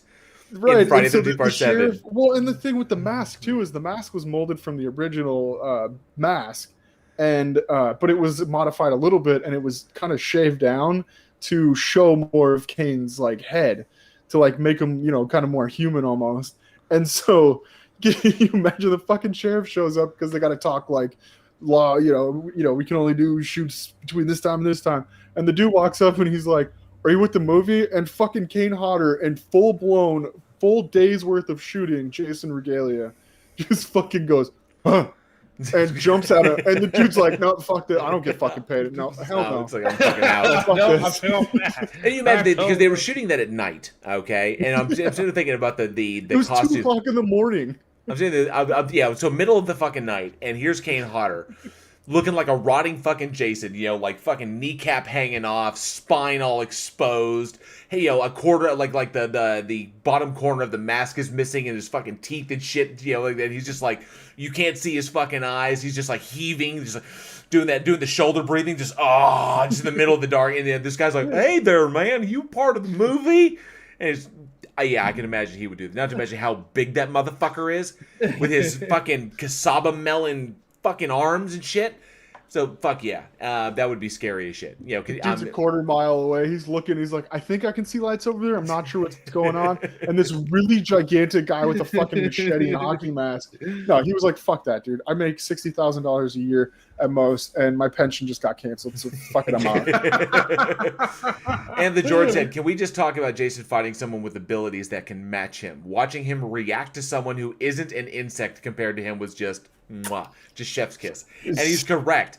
Those moments when he's kind of like, okay, I'm gonna like, because he's walking at this point, he's walking through everybody. He's got some awesome kills. He breaks up out of the that whole scene when the chain breaks and he comes up out of the water was just he came up out of the water like Jason. And so he comes up, he's like, boom, back all spine all exposed. Shit is like, this motherfucker is for real. So he's killing motherfuckers. Let's all take a moment for the sleeping bag kill. Because that was the kill that just makes this fucking movie. Just the sound that it made when it hit the tree. Fuck, and she's just dead. It's like, that's fucking just sweet. Limps down. Funk gone. It's like, that's... And then, of course, the weed whacker kill. And even though the sleeping bag is awesome, the sleeping bag is my favorite kill in this movie. It's so close. It's a very close number 2. Was when that one girl, fucking, I'm totally spacing her name. She was the bitch. You're talking about when she gets the axe in the head? Yeah, was it? And then he just throws her across the room? That Jane? Oh, I can't remember. Was that Jane or was that Robin? I can't fucking remember. But she's like, I just like, screw you guys, I'm out of here, I'm leaving. And then the boyfriend is like, oh, don't go out there, don't leave. She's like, fuck you, and she opens the door, and he's fucking standing there. Thunk, axe in the head, and just chucks her behind the TV. He's like, you're out. It's like, boom, out of continuity. Fuck you. That shit was hilarious because it's just wham, it's just gone. Which, okay, I want to give props to her stunt double on where she lands on the TV, because that's an actual stunt double, but the stunt double ragdolls it so well that it looks like a dummy. It's not a dummy, it's a real person, but it looks like a dummy on it. So props to her stunt double for that. Okay, kind of look up who that was real quick. No, Robin found the severed head. Robin is the one who was thrown out, who he chucked out the window. Oh, okay. Yeah, that was the one. That was a good stunt too. That was the stunts in this were really well done. Stunts were really, really. Who's a stunt coordinator actually? Seriously, look it up. You want to know something cool though about Kane Hodder that really got me about this whole thing? I know he's like a big part of this because we're fans of him and he did such a good job in this. But like as a person, he's just a good person. Like in this movie, he had the costume department made a custom jacket for his mom that said Jason's mom. Like made a custom crew member's jacket. That's nice. And she wore it for the last 2 decades of her life, and she would carry around. Signed, so Kane would send her like leftovers from conventions, like signed posters and stuff, and she would carry him around, and if anybody ever asked her about like her jacket, she would give him like a signed photograph of Kane Hodder, and she was just so fucking proud of him, and it was so adorable. And and it just like it shows a lot like about, he was a good person too, it was like he's the most prolific fucking cinematic serial killer. And he's also like the biggest mama's boy, and I find that very that's cool. Really sweet. Yeah, it's sweet. Oh, Melissa and the George said they do have names.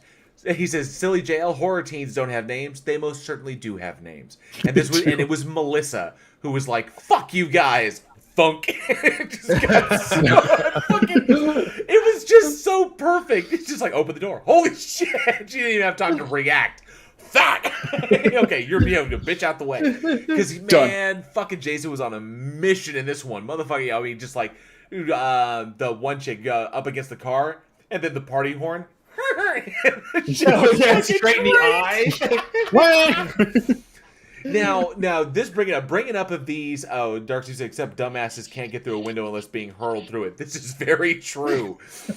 I think it was in 6. When he kills the chick and she goes out the window and she's hanging out the window and she's dead. She's obviously dead. And Jason was like, "Get back here." Just grabs her. I was like, holy fuck. I'm not done with you yet. But it's, Jordan, we did mention the sleeping bag kill. He said that right before we did. Oh, we said okay. that. We took a moment for the sleeping bag kill. He actually said it like while we were about to start talking about it. Because it's just because she just like he like reaches down and grabs her. And she's like, "Oh no!" And then whap. But one thing that was super cool about that I find really interesting. We could talk about the kills all day and how amazing they were and how the stunt coordination in this film was fantastic and the work that Kane Hodder did to basically earn him the next 3 appearances as Jason. Jason Takes Manhattan, Jason Goes to Hell, and Jason X. Freddy vs. Jason was fucking robbed. That was a bad decision. Oh shit! Sorry, I almost missed a fucking trivia point. Did you know this was supposed to be a Freddy vs. Jason? That would have been cool. Did you know that? Okay, I didn't know that. So Freddy was supposed to make his first appearance alongside Jason in this movie, but the 2 companies couldn't come to like terms behind scenes. That would be New Line. Yeah, New Line. Yeah, so New Line, yeah, and Paramount couldn't agree. And then Tina got casted instead. Like it was originally supposed to be Freddy versus Jason, and then then they put Tina in there. So like the whole thing was supposed to be based off of like it was supposed to be a good fight anyways, and so that's how they came up with like the whole he is up against a formidable foe or opponent. Because they needed a match. Like, okay, we were so excited to have like good fight scenes, and so this was supposed to be what Freddy vs. Jason was. Well, and an interesting concept about this because like we talk about these things that would have been super cool if we had that. But then of course we got the psychic coming in and played by Lar Park Lincoln. quite well. She's one of my favorite final girls. But in this one, if you watch, watching the movie, there's one thing you could say that sets this one apart from a lot of the other ones, especially 6, 5, 4, even 8, 9, is how little blood is in this movie. Yeah, there's a reason behind that. Shockingly, there is not a lot of gore. I mean, there's some gruesome kills, like party horn in the eye, sickle, killed with the pole, like impaled with the pole and shit, hit with the sleeping bag. But there is not a lot of gore. Like this isn't a super bloody film, and that is because the vast majority of the blood and the gore and the guts that were in this movie were actually cut out of the movie so that the movie could achieve an R rating and avoid the dreaded X. So, which I think is amazing because only the first Friday the 13th was threatened with an X rating. All the other ones were able to secure an R first go, but the very first one was threatened with the dreaded X rating. But this one, yeah, it was so fucking gnarly that this movie would have been almost unreleasable in mainstream theaters. Oh, Gavlar, the Hand of Zod says horror teens are called Kane Hodder fodder. But there's really, really interesting shit in this that so there were multiple explicit scenes of gore that were cut in order to avoid the dreaded X, and among them were many of the murder sequences of Maddie, who had the who originally had a sickle jammed through her neck, and it was all up close. Now all of these are like up close and really, really graphic. So because with the increased production value, they wanted to really sell the kills. So more money went into these to making them as realistic as possible, and apparently they were too fucking realistic. And so Ben's death, which showed Jason crushing his head, he actually crushed his head until it was like fucking paste, just on the ground, and just I think yeah. And then so there was that one. The gory aftermath of the party horn to the eye. There would have been more of that, which would have been even more gruesome. The Eddie's death was more extreme. Russell's face would have been, there was a shot of Russell's face splitting completely open, and blood spraying at the camera. So all of this into really, really cool shit. Dr. Cruz, when he took the tree trimmer, it was like, because all you get is like, there he is, and he's like, no, on the ground, like, oh, don't hit me. Yeah, it kind of cuts his chest right there. And then it's like, Hodder's like, oh, and then that's pretty much it. Well, apparently it was supposed to be like a shower of blood and like guts and just all shit just all over, like, and the dude's like fucking wood chippered all over the place. Was how it was supposed to go, but apparently the MPAA had a real fucking problem with this shit. and I wish we'd gotten it. I really do. Melissa, who got the axe to the head, because all we got, and I still think it's so fucking hilarious. She opens the door, opens the door, thunk, and then she's over the TV. That was pretty much it. Yeah. We were originally supposed to see Melissa's head split the fuck open, like wham, with the axe in there, and then her eyes like still like wriggling around in the sockets, like and then he would have thrown her over the television. So it was shit like that people were kind of like, yeah, no, this is not going to happen. So this makes it this kind of shit makes this one the least bloody Friday the 13th, but ironically, also probably the best Friday the 13th.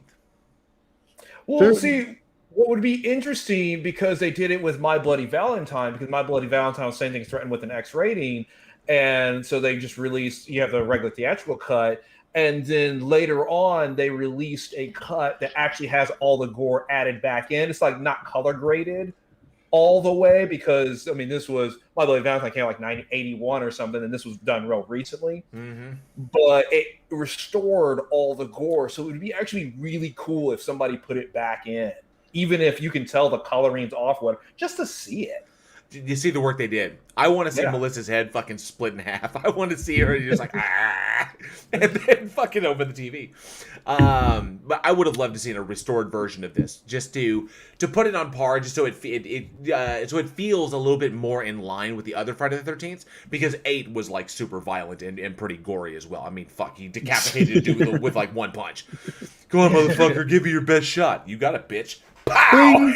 Bing! In his head, he was like, knock your block off. And then, like 2 points in the dumpster. All right, last bit of little trivia for this movie because like this is one of my all-time favorites. Also, on set because they were shooting. You know, and I'm gonna sound dumb because I don't even know where they were shooting. It was somewhere where there was fucking alligators because there was a story about how they had to hire a gator man. His name was like Leslie Buzzman or so. It was some weird name, but they hired a gator man to keep alligators away from the actors. That's awesome. So like they were shooting in a place where they were threatened to be, attacked by alligators. But they shot this movie in like October, November. So alligators are dormant at that point. So they essentially paid this man to sit there and stare at a lake for the entire duration. That's But fucking amazing. It was still the fact that they're like, all right, so we've got the water. Yep. Okay. We got snacks. Cool. Hey, do we got the gator man to keep the alligators away from the actors? Oh yeah, there he is. Hey, what's up, Leslie? What the fuck? Things you don't normally have on a fucking movie set. So yeah, that's actually interesting because that means that it was a legit lake that they were shooting in. Yeah. And lakes, like legitimate lakes are not just, they're often really cold, especially where they were at. And so imagining, Kane Hodder in full getup, underwater in that shit, dealing with, that man went through fucking hell to do this movie. And then they caught all the fucking good scenes. And I want to, and I also want to give him a shout out. It seemed like it lasted a long time, but there's a moment when he gets electrocuted and he falls in that puddle. Yeah. When he's like, boom, which he electrocutes him with the power line, and he falls in the puddle. He falls face down in that puddle. Yeah. And it wasn't like it was just like the mask in there. He was up to his ears, and it seemed like he was down there for a long time. So more credit to Kane Hodder for his physicality, for his emotive capability through his body without having to use his voice. Just what he brought to this character made Jason absolutely amazing. I think Jason was on his way to becoming a horror icon, but I think Kane Hodder is what elevated it even beyond. Just that his depiction of it is what sold it. Just like, boom, this is Americana right here. He definitely sold it. And I was sitting there looking at the credits. So apparently Kane Hodder was the stunt coordinator for the film. I wouldn't fucking doubt it. So he was the one that put all the stunts together. Dude's a beast. He's an absolute fucking unit. Man, I wish we could have him on the show. Wish he wasn't so damn busy. I know. That is a busy man. That is a busy man. Oh, man. So, we have talked about some great kills, our love for Jason.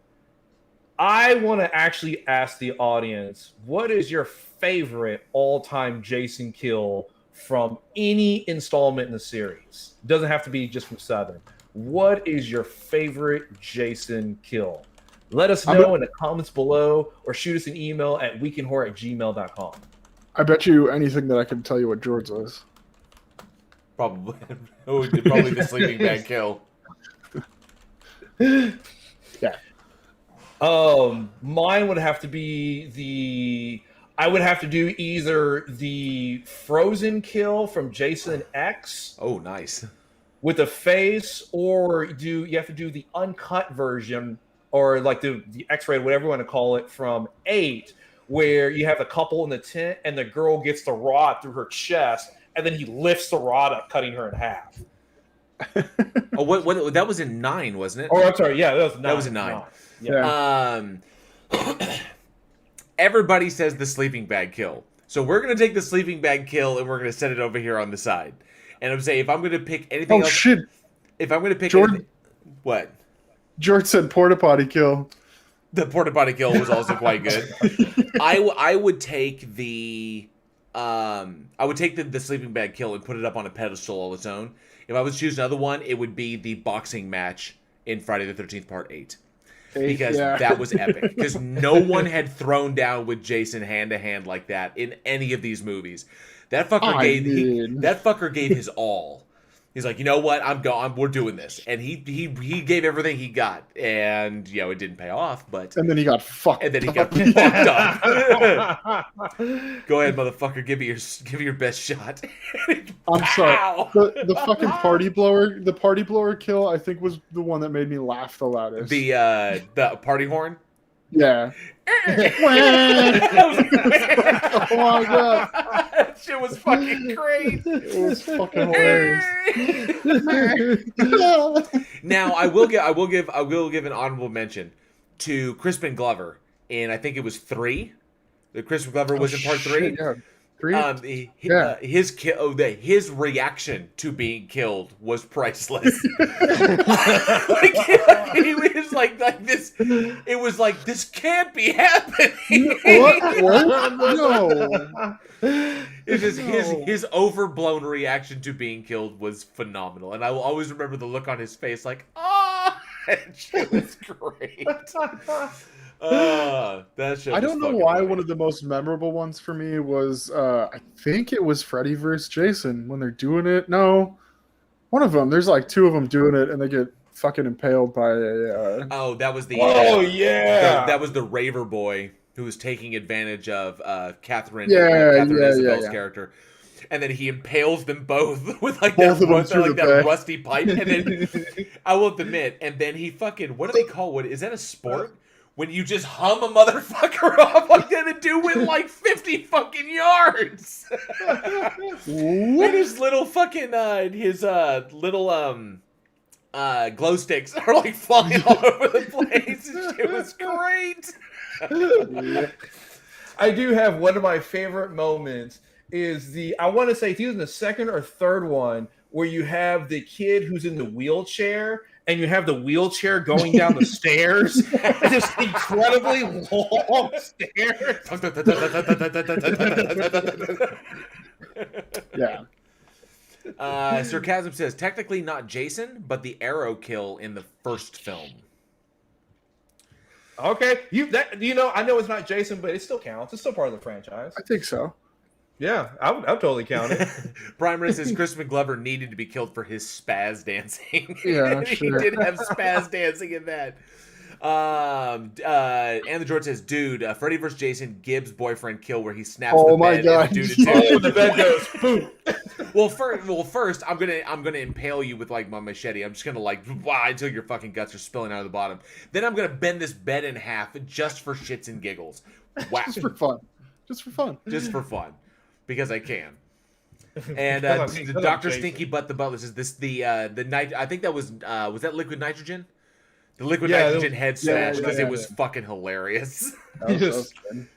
Like she's already dead, but just for statement's sake, slams it right on the corner of the table. X had some good ones. There was one when the door to the little sleeping room opens up, and he's standing right there, and he impales the dude through the back. So the blade is coming out the front, and he's like, "Oh my god!" And he turns around and faces him, and then he grabs the blade and rips it through him the other way. Oh, this shit was great. Yeah, you're dead, and you're even more dead. Fucking amazing. But definitely, if you're listening to this later, let us know what is your favorite all-time of all the Jason movies. What is your favorite Jason kill? Let us know in the comments below, or hit us up weekinhorror@gmail.com. All right, Alex, what is our final film? Happy birthday to me. Happy birthday. No, it's actually called Happy Birthday to Me. May 15th, 1981.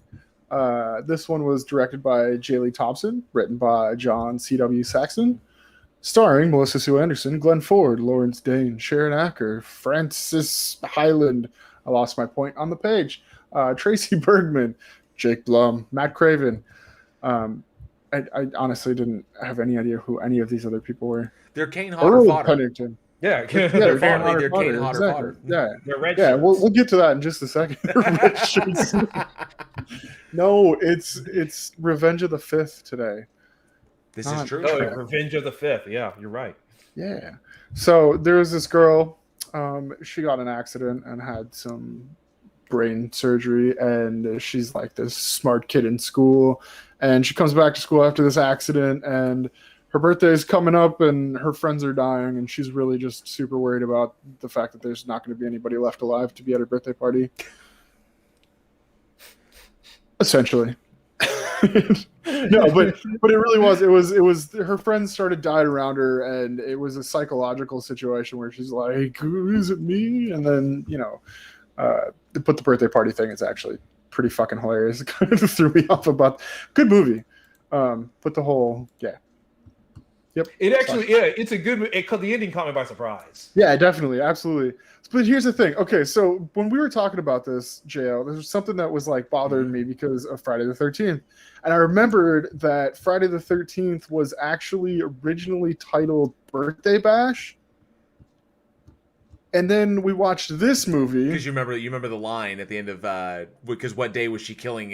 Was Mrs. Voorhees killing everybody? Because today is his birthday. Because it's his birthday. Yep. Yeah, and so it was originally supposed to be Birthday Bash, and then I went and I'll be honest with you, I'd never seen this movie before this week, but yeah, and then I was like, wait a second, Birthday Bash, Happy Birthday to me. Yes, there is a reason why a lot of the critics thought that this film was a Friday rip. Even though this film technically went into pre-production before Friday the 13th, before Friday the 13th did. Friday the 13th and the Friday the 13th and The Burning actually went into production after Happy Birthday to Me, and then finished production before Happy Birthday to Me. So those were fast productions in order to get the movies out quick. And unfortunately, Happy Birthday to Me just, they took more time on this one. They did. I think they committed themselves a little bit more to putting out a product that they really, really believed in, that they really wanted to be strong. But that leads to a big issue. And, we actually broached this a little bit early, so we can talk about it now. But yeah, I know. Sorry. No, it's okay, because that was a major thing. That was a major deal because of the production of this. Was at the time, this is 1981. This is May 1981. You've already got Friday the 13th out. You've already got Halloween out. Halloween 2 is I think was out or was about to be out. Was in production. Texas Chainsaw Massacre is already out. You had all of these slashers. Then of course you got other ones in production. Prom Night, Terror Train, various the things that are out there that the scripts are going around. So all of these movies were out there and people were jumping on them to get them made fast because this was the era of the slasher.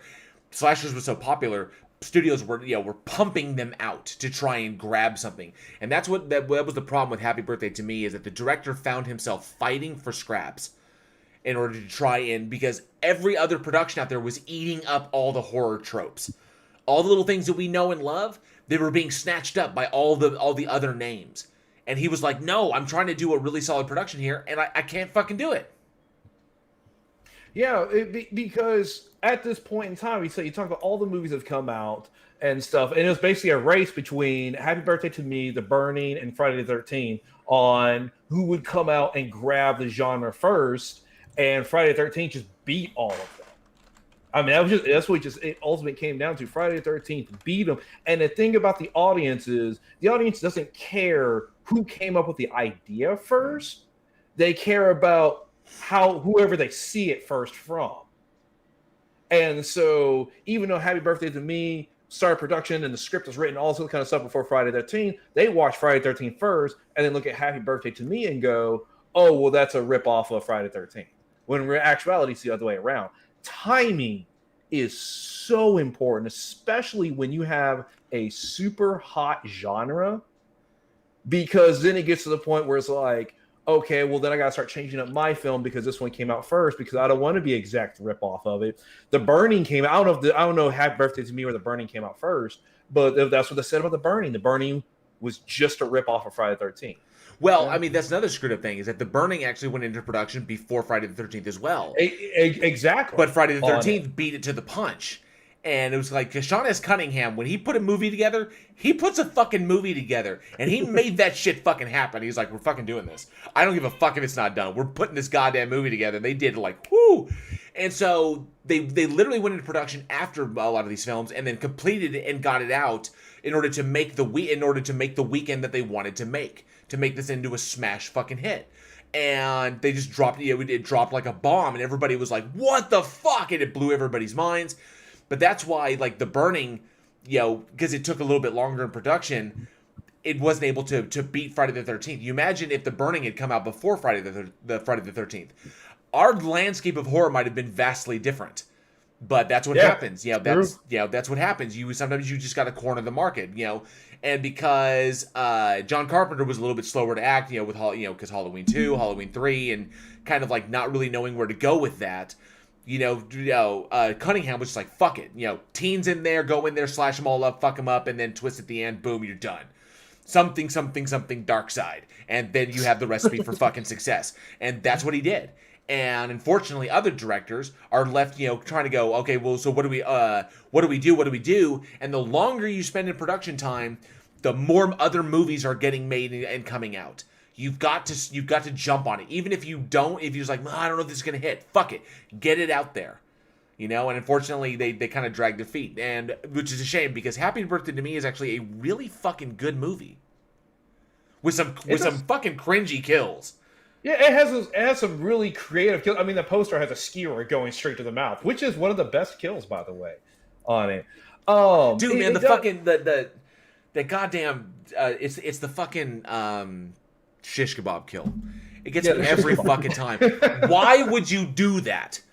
Okay, Because number you're one, the in a thing horror didn't look movie. like a shish kebab. The thing looked like a goddamn sewing needle that was like sharpened down. It was like, yeah, let's do this. And I'm putting it in your fucking mouth, and he's just like, yeah, put it in my mouth. And I'm like, Yeah, no. do it. Yeah, I trust you. You're fucking asking. You're just like you know what? People are fucking dying. You're not even the first kill in the movie.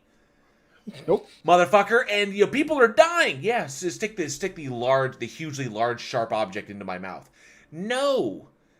Just inviting travesty. But that one, I actually kind of have to look away every time, because the look on his face, the thought of it, just like through the back of your throat and shit. Fucking hell. I don't like it. I don't like the mouth bit. That's a cringy fucking kill. It's just like just hit you right in your joeys. All right, so Sarcasm says, I'm sure over a week back in the day, I rented and watched this movie at least 20 times. I was 13 when it hit video cassette, and I had a huge crush on Melissa Sue Anderson. Yeah. I was gonna say that back when you were talking. I was gonna be like, and this movie had Melissa Sue Anderson in it, which Like, yeah. Uh-huh. And I've Gentry, Week in Horror. I'm doing hospice for my cat who hates horror movies and loves Disney. I'm trying to wait him out so he isn't unhappy in what time he has left. That's beautiful. That's not funny. So that's beautiful. And now you've got an excuse to just binge Disney movies all day long. That's amazing. Definitely. Keep that up. Whenever you get a chance to jump back into horror, we're here to talk. Yep. On both fronts. Well, speaking of the fucking kills in this, because goddamn, man, some of the shit. And of course, the ending was also extremely well done. The first time I saw this, I didn't see that coming. I thought was quite impressed, even though they were actually writing the ending during production. They actually had to change things up, and it was just because of the whole the tropes that were being stolen up. It's like, oh, let's go with this. Let's go. No, someone else did this. Someone else did that. Fuck. So go with this. And I thought it was inspired. Sometimes necessity, or what is it? Necessity is the mother of invention. Yep. And sometimes you get the best when you're pressured. Some people fold, some people perform, and I thought they did really, really well. I just wish this hadn't flown so much under the radar as kind of like one of the underground horror films. But one thing that did kind of help it is that this one did fall prey to the 1953 Obscenities Act in the UK and became a victim of the Video Nasty Panic. Or was the 1959 Obscenity Publications Act in the UK and fell victim to the Video Nasty Panic. Yeah. Oh, I mean, it had some pretty graphic kills in it. God damn. And then you have all the bodies displayed around a table in gruesome fashion. Yeah. You've got everything in this though. You've got the straight razor kill. Oh god damn, yeah. Yeah, fuck You've got the drug to death. What was some more? That the fucking straight razor. Fucking. Yeah. What the fuck? What was her name? Bernadette. Yeah, that was rough. The scissors in the fucking gut. Well. Eddie and then Steve getting fucked up with the fucking shish kebab. Eddie and when Eddie and Scarf gets caught in the bike. Yeah. Oh yeah. Yeah. Oh, gross. I mean, we're sitting there thinking, tired of the face. Oh yeah. There were some rough ones. I mean, it's pretty fucking hardcore. But fucking Carol, sorry, Harold. Yeah, there was a lot of fucking throat slitting in that, huh? It Yes. really was. Yeah. Well, I think yeah, there's, like, in the 80s, that was a 3? good way to go, you know. Yeah, that was a good kill. Still a good fucking way to go. Yeah, Yeah. it takes longer in real life than it actually does in movies, but yeah, it's not a bad way. It's to a go. lot more gruesome in real life, Yeah. absolutely. Yeah, I definitely. imagine it is. But yeah, for those who don't know, those aren't familiar, we've talked about it in the past. But this film was rounded up. It was confiscated in the UK under Section 3 of the Obscene Publications Act of 1959. Of the Little Bitch Act in 1959. Yeah, the little bitch act. And that's pretty much there was a craze that went on during this time called the video nasty panic, and the video nasty panic was pretty much we could say it's a generational thing. The people who put this kind of obscenity act, because it was 1959, so that kind of mentality, the Beaver Cleaverville, father knows best kind of mentality that was going on at this time, was fighting back against what they viewed as extreme obscenity in film and other literature. And film, literature, whatever, just wherever they could find it. Things that pushed the boundaries, things that were so extreme, especially hyper-violent kills or hyper-gory kills that were the staple of the 80s slasher trend. And it really ramped up with movies like this. With I think we've talked about several video nasties. Maniac got caught up in that.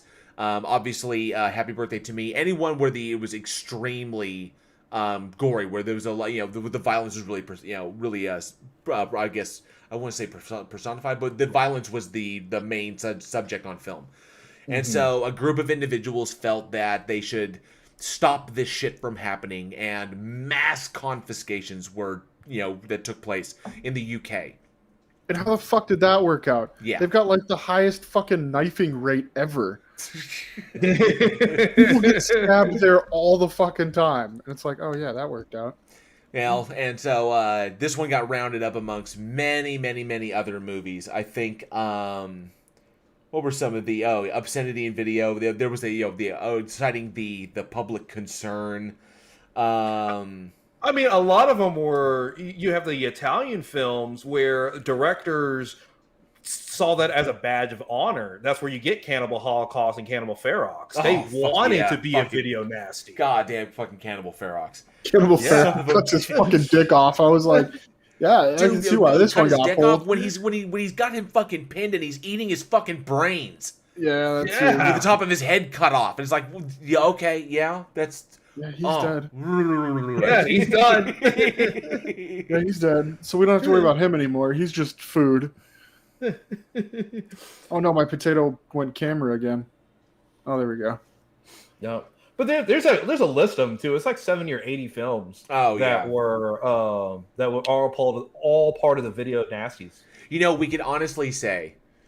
Sorry, I just saw this sarcasm. Alex is doing a very fine impression of Jordy Verrill in Creepshow.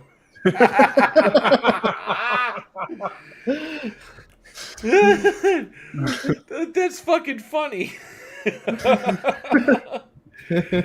Golly. But yeah, there is what they fuck. Well, I totally lost my train of thought when I read that. What the fuck was I going? I was gonna say something profound. I really was. Something really interesting. Yes. I think it was the earliest known instance of the Streisand effect. Because the Streisand, I'm sure you're familiar with the Streisand effect. Barbra Streisand. For those out there who just don't know, you should reiterate. Yes. What you're talking So about. the Barbra Streisand effect. The Streisand effect referred to there was a moment in internet history where images of Barbra Streisand, I believe it was images of Barbra Streisand's home, got leaked to the internet. And she was upset because she really didn't want that to be public knowledge, people visually knowing where her house was. And so she fought tooth and nail to try and get those images removed from the internet. And now we know now, 2021, that is impossible.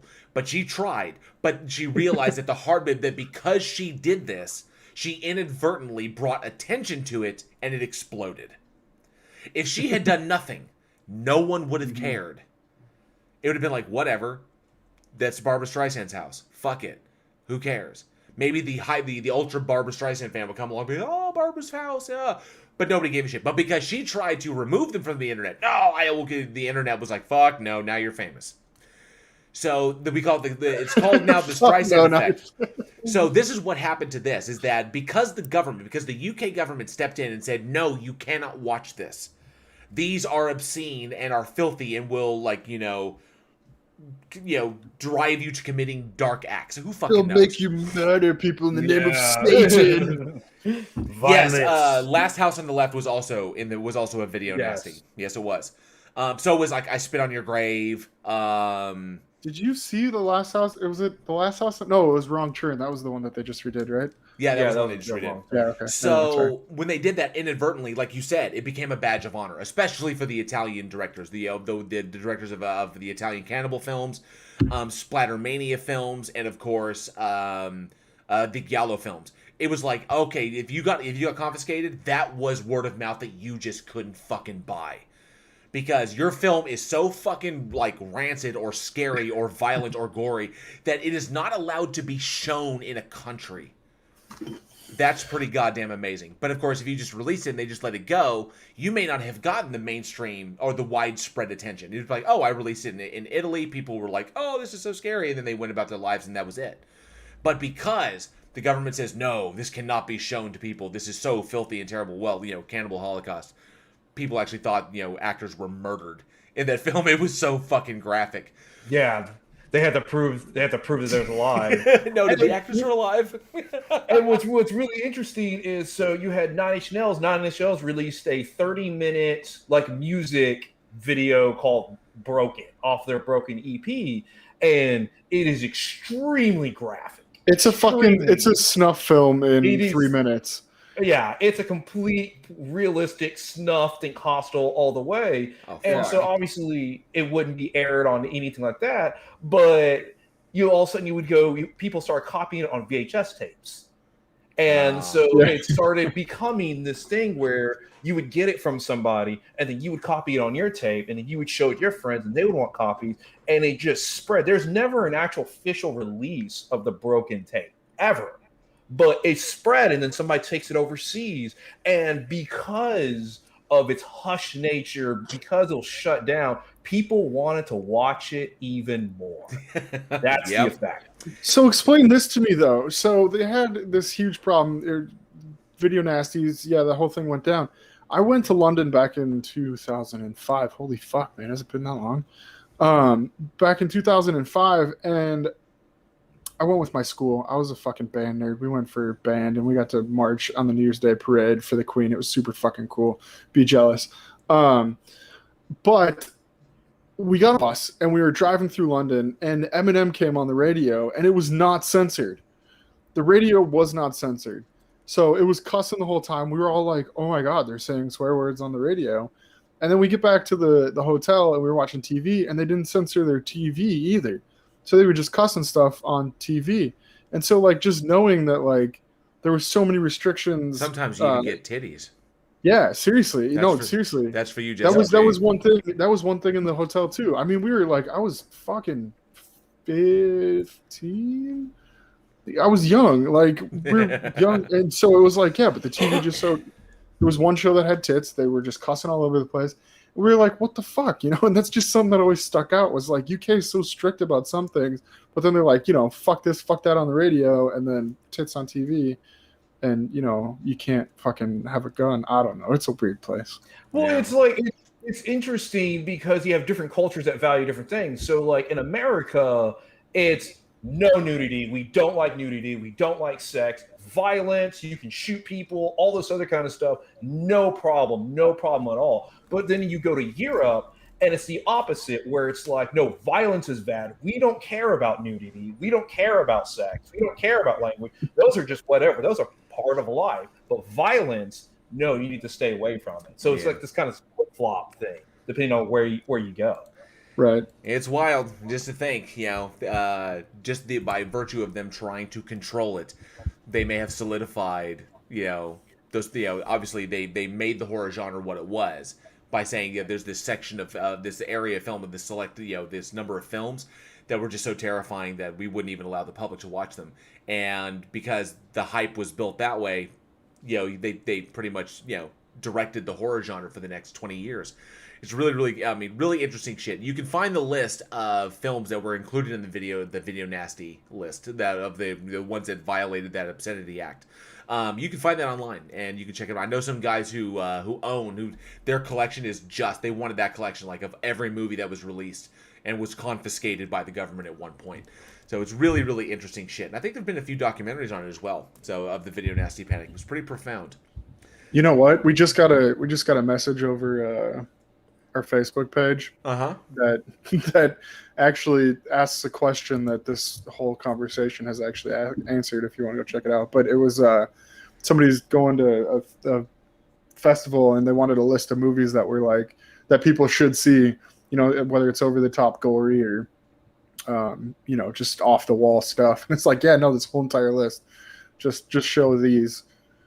Yeah, just video nasties. There's a list. Here you go. Awesome. Yeah, Very cool. stuff. Let's see. What do we got here? Ivy Gintry said, that has always happened. That is how all the Gen X kids saw Freddy and Jason. Before that, what about The Wicker Man? They tried to stop that movie in the 70s. It just became mega famous. This is true. Pagan idolatry and witchcraft. Can't have that shit. And see, the UK, Ivy Gintry says the UK doesn't care about language or nudity or sex. Violence is what they have a problem with. Yeah. And the George says, tits on TV. That's my new band name. Hell yeah. Tits on. That would be like a classic rock fucking 80s hair band fucking. Apparently, male full frontal is okay on the BBC after 10 p.m. The time is called The Watershed. That sounds Yeah. sexy. I don't know where that's going. And holy shit, Alien X Gaming. What's up, dude? Is in the house. Hey, Haven't seen him in a up? minute. Hope you're doing well. Thanks so much for stopping by. Very cool. Good to see you. Good to see you. Man, oh man. Had tons of full frontal nudity in the early 70s. It would never make it on commercial TV today. Yeah, it's fucking true. Yeah. Yep. Anyways. All right, so let me ask the audience a question. I think we're at that point in the conversation. What was your favorite all-time No, I'm just kidding. It would work for this one, too. No, my question to the audience is, was this a Friday ripoff? We've talked kind of about how Friday... This movie was kind of in post before Friday. There's so much that goes into that question, but I feel like it was kind of a ripoff, but only because of the circumstances. Like you're talking about how it was like you're fighting for scraps. Yeah. You got to pull. You're in the genre. It's just fucking go for it, and they did. And then changing up the ending and stuff. I feel like they got halfway through and they're like, but we could make it better, and that's what made this movie pretty good. Was like they're like, but we can. They didn't give up. We could still do it better. Yeah, so let us know. All right. Yeah, I guess it's me now. No, not yet. Eugene was going to say something. I'm sorry. Go ahead. Oh no, I was just gonna say, in terms of with Happy Birthday to Me, it didn't feel like a ripoff, but I can see people at that time when it came out how it could feel like a ripoff. Absolutely. Mm-hmm. Definitely. Okay, now it's your turn, Joe. Okay, now you can go. All right, now for the reason that everybody is here. So, what the plot hole? I'll show you Meg Ryan's bush. What the fuck? This is not the conversation to be had. That sounds like a fucking Family Guy quote. It just might be. I'm not fucking sure. That sounds like our After Dark. That sounds like an After Dark. Yeah, definitely.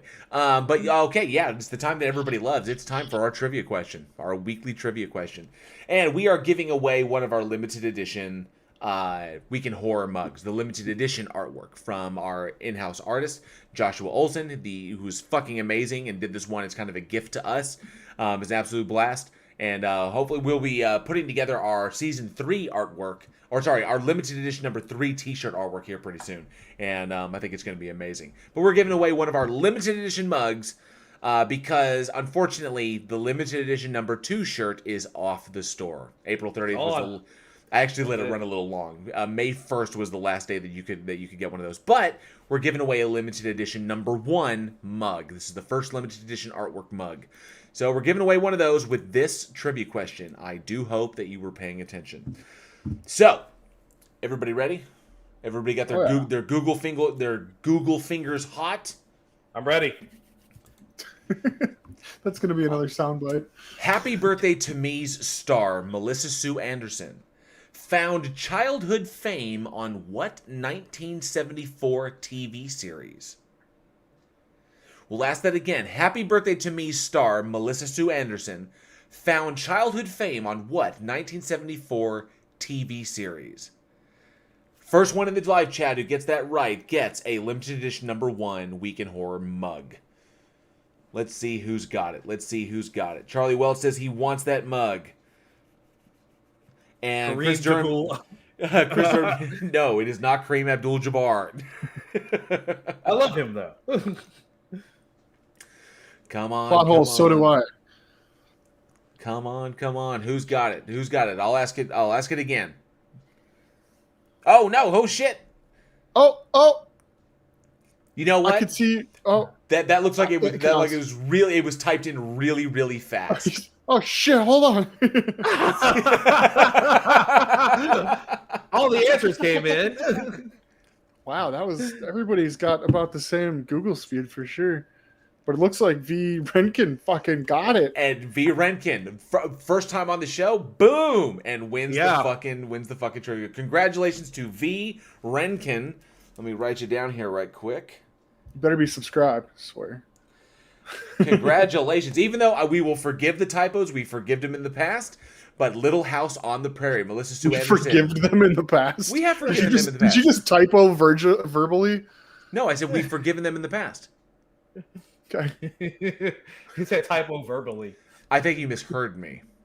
Okay. Nonetheless, it was Little House on the Prairie, the Michael Landon led family drama that Melissa Sue Anderson got her childhood fame on. And so yes, Little House on the Prairie. Congratulations to V. Rencan, to everybody who answered: Sarcasm, Alien X Gaming, Charlie Welch, Gavlar, the Hand of Zod, and sorry, Dark Steve, it was not Bewitched. Dr. Stinky Butt the Butler also answered that as well. Wait, hang on a sec. Who says that? Charlie says, it says I'm first, but who knows? We're in the live chat. Hang on. Let me. Wait, hold on. Alien X Gaming's claiming he has a screenshot of being first. Of who first? Alien X says, I have a screenshot, mother truckers. I was first. Uh-oh. Alien X Gaming? Those came Sarcasm said, I'm showing that I was first with no typos. Okay, we need to get a... Uh-oh. Okay, I'm going to refresh this stream. I'm going to refresh the live chat. Let me scroll up.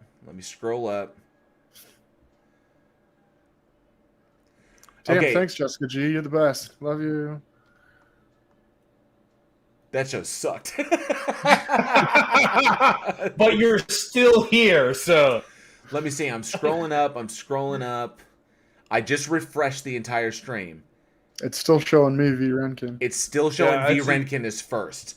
I'm still seeing Vin Renkin first also. Alien X, prove it. I recommend if you go into your live chats and then hit and make sure it's not on top chat. Make sure it's on live chat and then refresh. I think you'll see what we see. As a matter of fact, I'm not on the stream on my phone. So if I go there... Oh, shit. You can actually... Sorry, you almost heard me. Now you can hear you. I'm going to scroll up. So now I've just entered the live chat there. I'm on the live chat. I am not on top... Wait, what was it? Live chat. There we go. And wow, we're going like the hardcore investigation here. Vent typed fast. Little House to Prairie, Little House. Okay, so I just pulled the live stream up on my phone. Well, that's some meta shit right there. And yeah, Plothole said, I need the #2 shirt.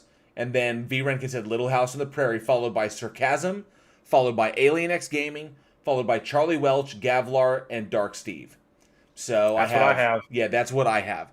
So that's verified on my phone and on Eugene's phone. V. Renkin was first. So I do apologize, guys.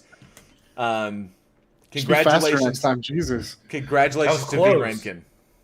That was really close because all of those answers came in like, dude. Ding, ding, ding, Yeah. ding, ding, ding. I just saw that in that one. Jessica G says, turn your timestamps on. V. Renkin was first. Yep. Alien X Gaming. It's all good. I don't have to win. Congrats. You're so magnanimous. Next You come in at the end of the chat and then you make us feel bad. Jesus. Just kidding. Come back, Alien X Gaming. Come back next week. Ready to, that way you'll be ready to go, and then boom, you'll win something. All right, so V. Renkin, thank you so much for participating, and congratulations on winning the trivia question. Wait, hold on. No, hold on. Real quick. Oh, If you didn't win, this is important shit, man. Go to the website and punch your birth date into the new form that is on our website at weekinhorror.net.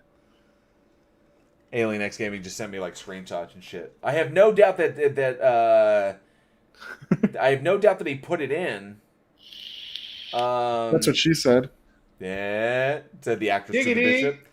bishop. Ooh. Little House on the Prairie. So V. Renkin was immediately after him, but that's happened to me. I have jumped onto a stream like one of my friends' streams, and I've typed because I typically like to jump in and try to say first, like, oh, I'm first in chat, and I thought I was, and then after like turning off the chat and going back and realizing, and making sure it's on live chat, I realized that I was actually second because I've been beaten. So, but thank you to everybody who tried to win. V. Renkin, get us your shipping details via at weekinhorror@gmail.com. Email that over to us or hit us up on Discord if you're in the Discord channel. If not, there's a link in the description. You can check it out there. But get us your shipping details. We will get your mug to you ASAP. So.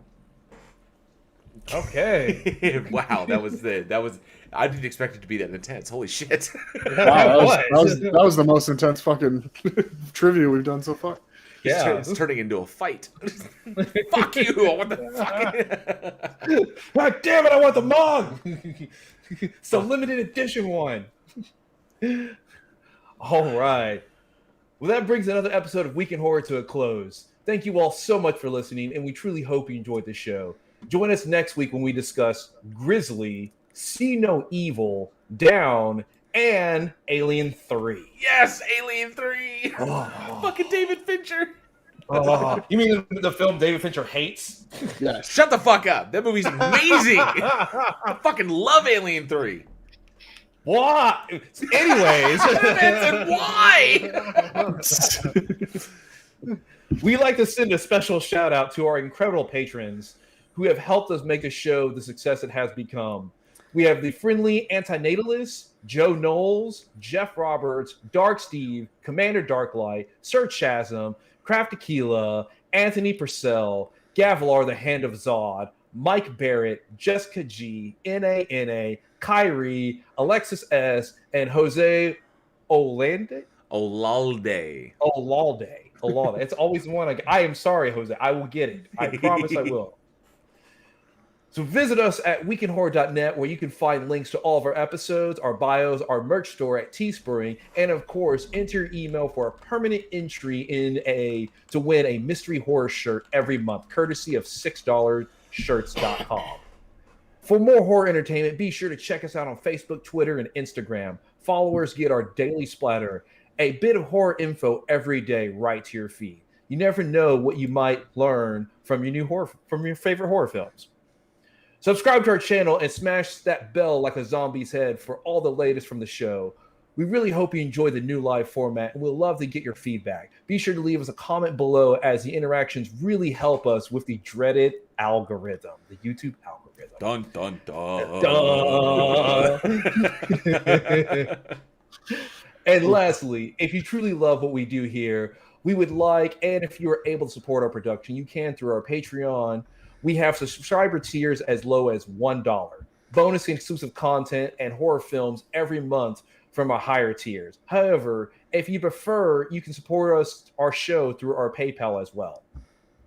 Links to everything, including our Discord community, where you can find film recommendations, trailer, trivia games, horror watch parties, and even interact with us directly, are in the description. And while the country's finally beginning to recover from recent events, we know that things are still pretty tight for many people. As always, simply commenting, liking, and sharing the show with your friends and the local horror community is the absolute best way to help us continue to grow. We appreciate each and every one of you for being the greatest audience the podcast could ever have. And I'm Eugene. I'm Alex. I'm JL. We'll see you next week. And as always, stay scared.